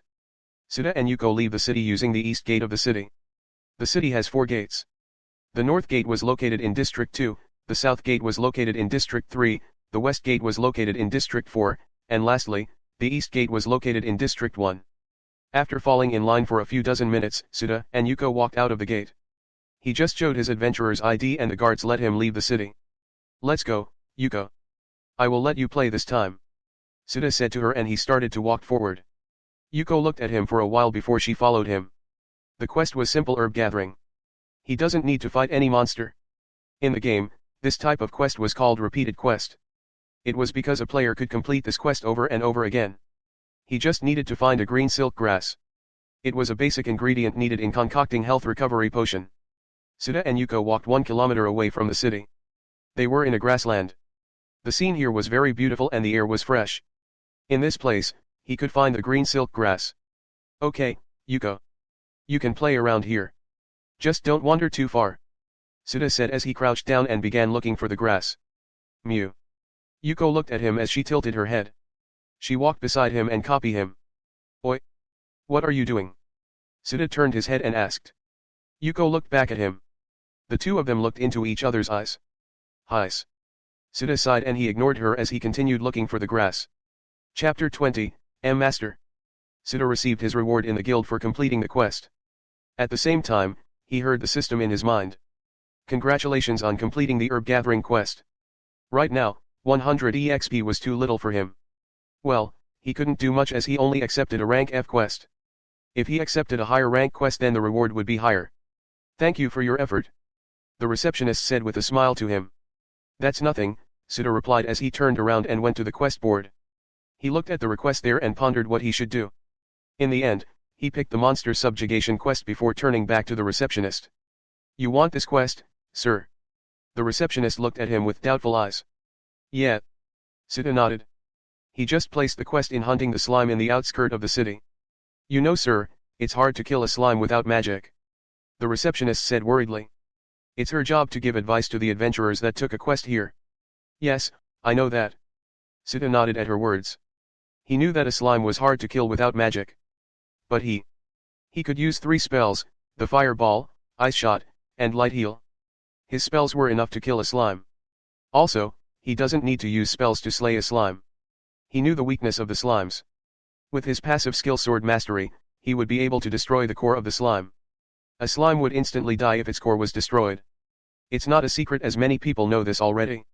It's not his first time hunting a slime. Back in the undead sanctuary, he conquered a dungeon full of slime and even took down an evolved slime. Okay sir, but be careful. The receptionist said before she recorded the quest that he took. I know that, Suda smiled wryly as this woman was too worried about him. Quest triggered. Monster subjugation, kill 10 slimes and retrieve its core. Rewards, 300 EXP. Oh. The rewards were much higher than before. As expected of a monster subjugation quest. After that, he exited the Adventurers Guild and patted Yuko. Let's go, we have another quest. Mew. Ha ha ha. Suda laughed at her voice. It lacks enthusiasm. It was like she forcing herself. Well, you know that we will be able to rank up after we completed 9 rank F quests including this, Suda said while holding the monster subjugation quest paper. A rank F adventurer needed to complete 10 rank F quests before they rank up to rank E. Then, the rank E needed to complete 15 rank E quest. Above that, the rank D was much different than lower ranks. A rank D adventurers were already called veteran adventurers. To increase their rank, people needed strength and merits. Completing various quests wasn't enough to rise up in rank. Mew. Yuko tilted her head at his words. Well, I'll tell you more while we walk, Suda said as he began to walk. He noticed that the people around were looking at him with a weird gaze. It's strange that he was talking to a monster that couldn't understand him. How can they understand the connection between Yuko and me? Suda thought. Suddenly, An idea came into his mind. What if he let Yuko wear a communicator? Wouldn't she able to talk that way? Yuko, let's go. Sita laughed before he quickened his pace. Yuko dragged her huge body as she followed him behind. Sita removed the communicator on his neck. Come here. He said to Yuko as he lifted up his hand and made a gesture to come. Yuko looked at him with confusion before she stretched her neck to him. Damn, your neck is too thick. I couldn't even put the communicator. Sita cursed as he sighed. It seems that he needed to add some wire to that it could fit her size. Mew. Yuko looked at him sadly. She thought that Sita was angry at her. Sita ignored her and rubbed his chin. He muttered, anything is good as long as it could fit her neck. He looked around him and do something that Yuko couldn't understand. She just watched him pick up as different kinds of grass. Sita looked at her and said, why don't you hunt some slime while I'm finding a strong enough grass so we could complete the quest faster? Yuko just looked back at him. Seeing this, Sita sighed and took out the quest paper. He pointed at the picture of a slime on the paper. Here, defeat this and take out the core. Yuko nodded her head. It seemed that she understood what he meant, but Sita was really doubtful about that. Finally. I've finished modifying it. Sita exclaimed in a loud voice as he raised the communicator above his head. He looked around and saw Yuko running towards him. What? He was surprised when he saw her. After all, she was holding a slime in both of her hands. One on the left and one on the right. She stopped in front of him and opened her arms showing the two slimes. She then lowered her head as if waiting to be praised. This. Sita was speechless. He brandished his sword and stabbed the slime in the core. The slime disintegrated, leaving only the core. Mew. Yuko was shocked when she saw him kill the slime. She thought that he wanted to play with slime, so she brought them here. She never thought that he would kill them. I order you to hunt them. Well, it doesn't matter. Sita sheathed his sword and picked up the core. Well, let's think about that later. Let's see this first. Sita said, and he showed the communicator to Yuko. Yuko looked at it before she sniffed it. Come, let me put it on you, Sita said, and he carefully put the communicator on her neck. He picked a tough grass before so that it could support the communicator on her neck. It will not snap easily. Here, and it's done. Sita looked at the communicator on her neck with a satisfied expression. His effort wasn't in vain. It fitted her right. Come on, try saying something. He spoke eagerly. Mew. Yuko was confused. What? What's wrong with this communicator? Ah, I forgot this is a magical one. I need mana to activate. Sita put his hand on the communicator and controlled his mana. He poured a little amount in the communicator. Yuko couldn't control her mana. She couldn't even manipulate it. In the battle, she always used brute force to dominate her enemies. The communicator lit up as it started functioning. Come. Say something. Sita said with a smile. He waited for a while before he heard a small little voice coming out of her. Master. Oh. It works. It works. Sita laughed loudly. Although he couldn't understand it, it seemed that she pronounced some word. From now on, he would be able to communicate with her. It's just that this communicator needs mana to work. If it didn't receive mana, it will stop functioning. It seems that he needs to buy a non-magical one. But it needs a battery. It would drain his wallet. Well, if he could communicate with her, then it's worth all the money. Okay, let's finish the quest and buy communicator as soon as possible, Sita said before he turned around, leaving Yuko with a dumbfounded expression. After a few minutes of walking, Sita found a slime. Let's finish it quickly. He brandished his sword and rushed towards the slime. He didn't even let the slime react as he pierced its jelly body directly to its core. With the level of his sword mastery, he could accurately pinpoint the core of the slime. Sita didn't stop and continued to hunt more slime.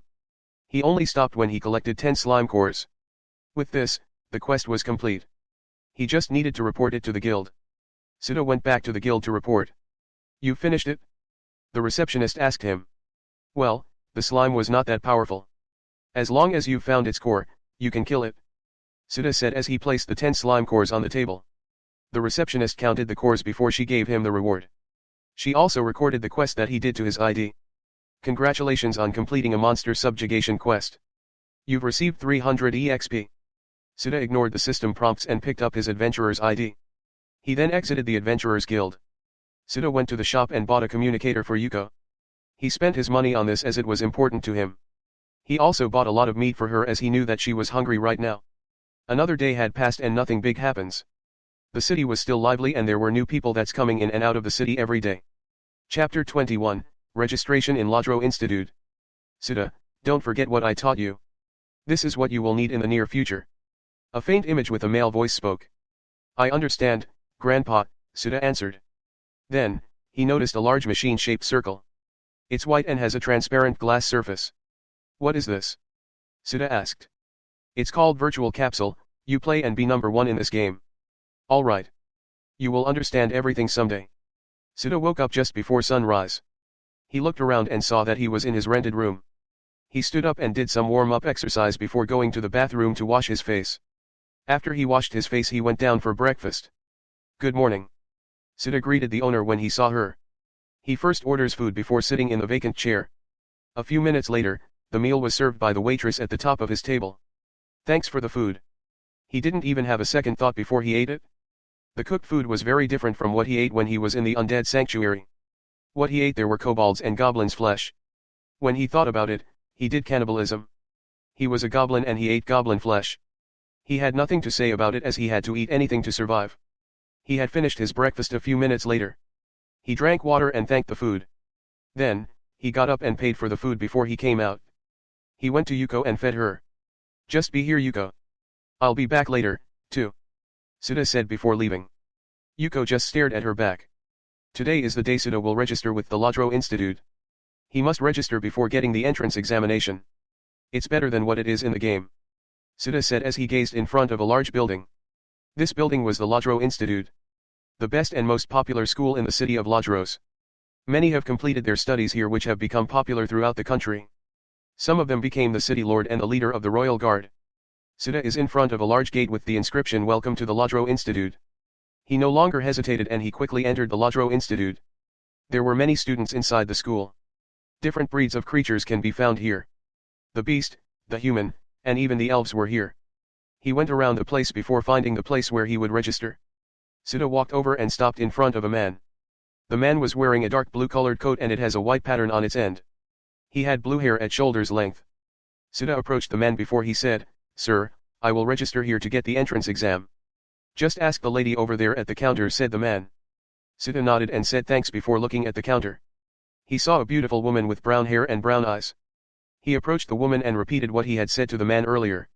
The woman understood what he was saying, so she took a piece of paper and placed it in front of him. Please, fill this up first, said the woman to Suda. Suda nodded before taking the pen and writing his information on the paper that the woman had given him. After he wrote his info he handed over the paper to the woman. The woman glanced at the paper before looking at Suda. She opened her mouth and spoke. Sir, you have to pay 100 gold coins for the entrance examination. Suda put his hand inside his pocket and took out his purse. He counted the coins before he placed the coins on the desk. Thank you for registration, sir, you can come back in a week for the entrance examination. The woman smiled after giving her the money. He gave Suda a roll. That's the stab, don't lose it because you need it in the examination. Thank you. Suda first toured the institute before leaving. He had 1 week to do what he needs. The test will cover the history of the city and the country. He wasn't worried about it cause he knew the history of this country. For other people, a week was a time given to them to prepare for the exam, but for Suda, it's his chance to raise his rank as an adventurer. Suda went to the store first and bought the meat and fruit that Yuko likes. Yuko didn't really eat the fruit. She just kept it like a treasure. Even he doesn't know why she likes keeping fruits. I'm back. Yuko yanked Suda and the two of them fell to the floor. He patted Yuko's head so she stopped. Sniff. Sniff. Yuko turned her attention to the bag that Suda was carrying. She quickly opened it and picked up the fruit inside the bag. She picked up the fruits and hid them before returning to Suda. Ha ha ha, do you like it? Suda laughed at what Yuko had done. He even thought that Yuko wouldn't hesitate to exchange for some fruits. Master. Suda heard Yuko's gentle voice. It was a little girl's voice. Is master the only word that you know? Suda said as he patted Yuko's head. Master. Yuko stuck out her tongue and licked his cheek. He had already given the food he had bought to Yuko. He sat down to the side and watched Yuko eat. He confirmed something since the first time he meets a person in this world. The people here in this world were not bound by any computers. They were not artificial intelligence that has limited actions. The talks and laughs between Jimmy and the Gale group were the proof of it. An artificial intelligence wouldn't be able to do that. Their conversation. It's not scripted like in the game. They have their own thoughts and intentions that do not belong to artificial intelligence. If so, then this world will run into a future he does not know. Being a game, all moves of the NPC were limited. They just do what they were programmed to. It looks like he needs to be careful about his next step. He will understand and observe what will happen before he made a move. Well, it's not that those powerful people will notice him as he was too weak right now. First, he will enter the Lodro Institute to become a mage. His ability will be greatly enhanced when he became a mage. It's not just the increase in stats. He will also have a specialty and the mage's skill tree will open up for him. That's why it's important to have a class. Also, now was the right time for the second evolution. He contemplated the next evolution of the high-end goblin. His first evolution was focused on strength attribute. After a few minutes, he thought of the path that he will take. This will be good for my next evolution. Sita couldn't help but smile. Level 20 was the level where the difficulty in leveling up was starting to increase. The EXP required to level up were more than 50,000. There's also a change after a player reached level 20. The next evolution wasn't level 30 but level 40. 20 levels are needed before he can evolve again. Level 40 was the level cap of version 2 in Battle Worlds Online. This was also the beginning of the player's ability to change the game's story started to appear. This level already has the potential to become a top-rank adventurer. It was especially to the monster-type player. The change in level 40 was no small feat for the monster-type player. This level was the start and they will slowly catch up with the other players. The increase in abilities was incredibly huge to those monster-type players. Before all those things, Sita needed to raise his adventurer rank first. To make that happen, he needed to complete 10 rank F quest. Have you finished your meal? Let's go out now, we will do some quest. Sita said to Yuko who was cleaning her red fur. Yuko stopped what she was doing and looked at Sita. Even though she has a communicator, Sita was still having difficulty communicating with Yuko. After all, the only word that she knew was master. Sita stood up and patted his clothes before he approached Yuko. He grabbed Yuko's soft fur and repeated his words. Let's go now, Yuko. I know you want to get out of this place, right? Yuko stared at Sita's face. After a few seconds, she stuck out her tongue and licked Sita's face. Stop. Stop doing that. I will always tell you that I don't like it. Both of them went to the Adventurers Guild and took a quest. Chapter 22, Examination. Sita, don't put your real name on it, use your name if something real happens. A man with a faint image said. Why? The boy asked. You will know when the time is right. Just remember that our family was one of the strongest in ancient times. The man calmly told the boy. Ishi? But I have never read Ishi in Japanese history. The boy looked at the man in doubt. I'm not from this country.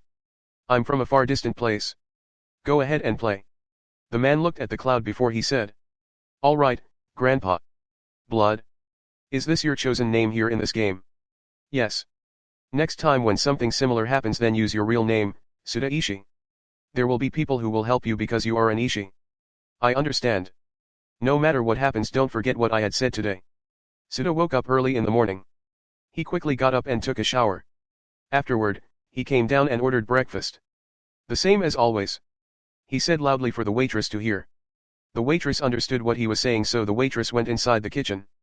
After a few minutes, the waitress came out with Suda's order. She put the food on the table. He quickly eats his breakfast. He's in a hurry because today was the exam day at the Lodro Institute.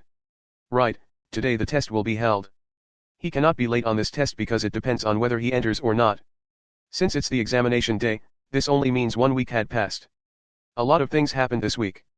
One of these was Suda becoming a rank E adventurer. During this time he completed 10 quests that needed to rise in rank. He has an outstanding record. The completion rate and completion speed were high. He quickly finishes the quests he had taken. Within a week, he already became a rank E adventurer. He completed the quests he had taken with Yuko. The rank F quests are easy to complete so it's not surprising that he completes it within a week. After he finished his meal and paid the bill, Suda went to Yuko and he fed her the delicious food that she likes. Just stay here, for now, I will quickly finish the test, Suda said to Yuko while patting her head. Mew. Yuko stopped eating and she looked at Suda. Okay, I will bring you back the fruits that you like so much. Suda smiled wryly at her. He changed his clothes and went to the institute to take the exam. He arrived in the place 20 minutes before the exam. He opened the door and stepped inside. There, he saw a lot of people were already in their seats. The other examines looked at him and he just ignored those gaze. He took out his stab and looked at his seat number. Seat 52, huh? He looked around and found his seat in the back. He sat there and observed his surroundings. The people here were too tense as he could see sweat forming in the forehead, even though the weather was quite cold today. The whole room was devoid of any sound as nobody dared to make a noise here. Turning his head to the left side, he saw a beautiful girl seating beside him. She has beautiful silver hair that dr.p.es down to her shoulders onto her back. Her golden pupils that have a hint of red were like a piece of expensive gem. She was wearing a simple white blouse and a black mini-skirt with red linings. Sita could feel some sort of strange aura coming out of her. Yeah, it was really weird. It feels that was not her true appearance and she's concealing her real identity. The girl noticed his gaze, so she turned her head and looked at him in the eyes. What is it? She asked with a cold tone. And nothing. Sita gulped and turned his head. He was captivated by those beautiful eyes of her. He took a deep breath to calm his nerves. After 30 minutes, a man with short orange hair wearing a black coat entered the room. He walked straight to the table in front, which was reserved for the examiner. He placed down the bunch of paper he was carrying on the table before looking around. Cough. I'm John Meyer, your examiner in written exam. The man cleared his throat and introduced himself. There are 70 examins in this room, so don't cause any noise as you all could overwhelm me. Some of the examins sighed in relief when they heard his words and tone. They were glad that he's not a strict person like the other examiner. It feels like a huge burden has been lifted off their shoulders. As you have known, the entrance exam has two types. The written and practical exam. You need to pass these two for you to enter the institute. John, the examiner, said while looking at every people's face inside the room. All right, we will start the written exam now. John placed a stack of papers on the desk of the people in the front row. Take one and pass the rest to your back. The examiner started to pass the test paper around. In just a minute, all the people here were holding a test paper. The passing score is 70 and below that is fail, so answer it carefully. You all have 2 hours to answer the test, that's it and good luck. John said before sitting down in the front. He was observing every examinee, looking out for cheaters. Sita turned his attention to his test paper. He read it silently. I don't know some of the questions, but it will not hinder me, he thought when he finished reading all the questions. He will still pass the test even though there's a question that he doesn't know the answer. After all, the passing score was 70. Time passed by quickly and one by one the examins finished answering their test papers. And he, Sita, was the first one who finished answering the test. Everyone looked at him, but he knew that he had only answered all the questions that he knows. Why would he answer a question he doesn't know the answer? So some of the questions in his test were blank.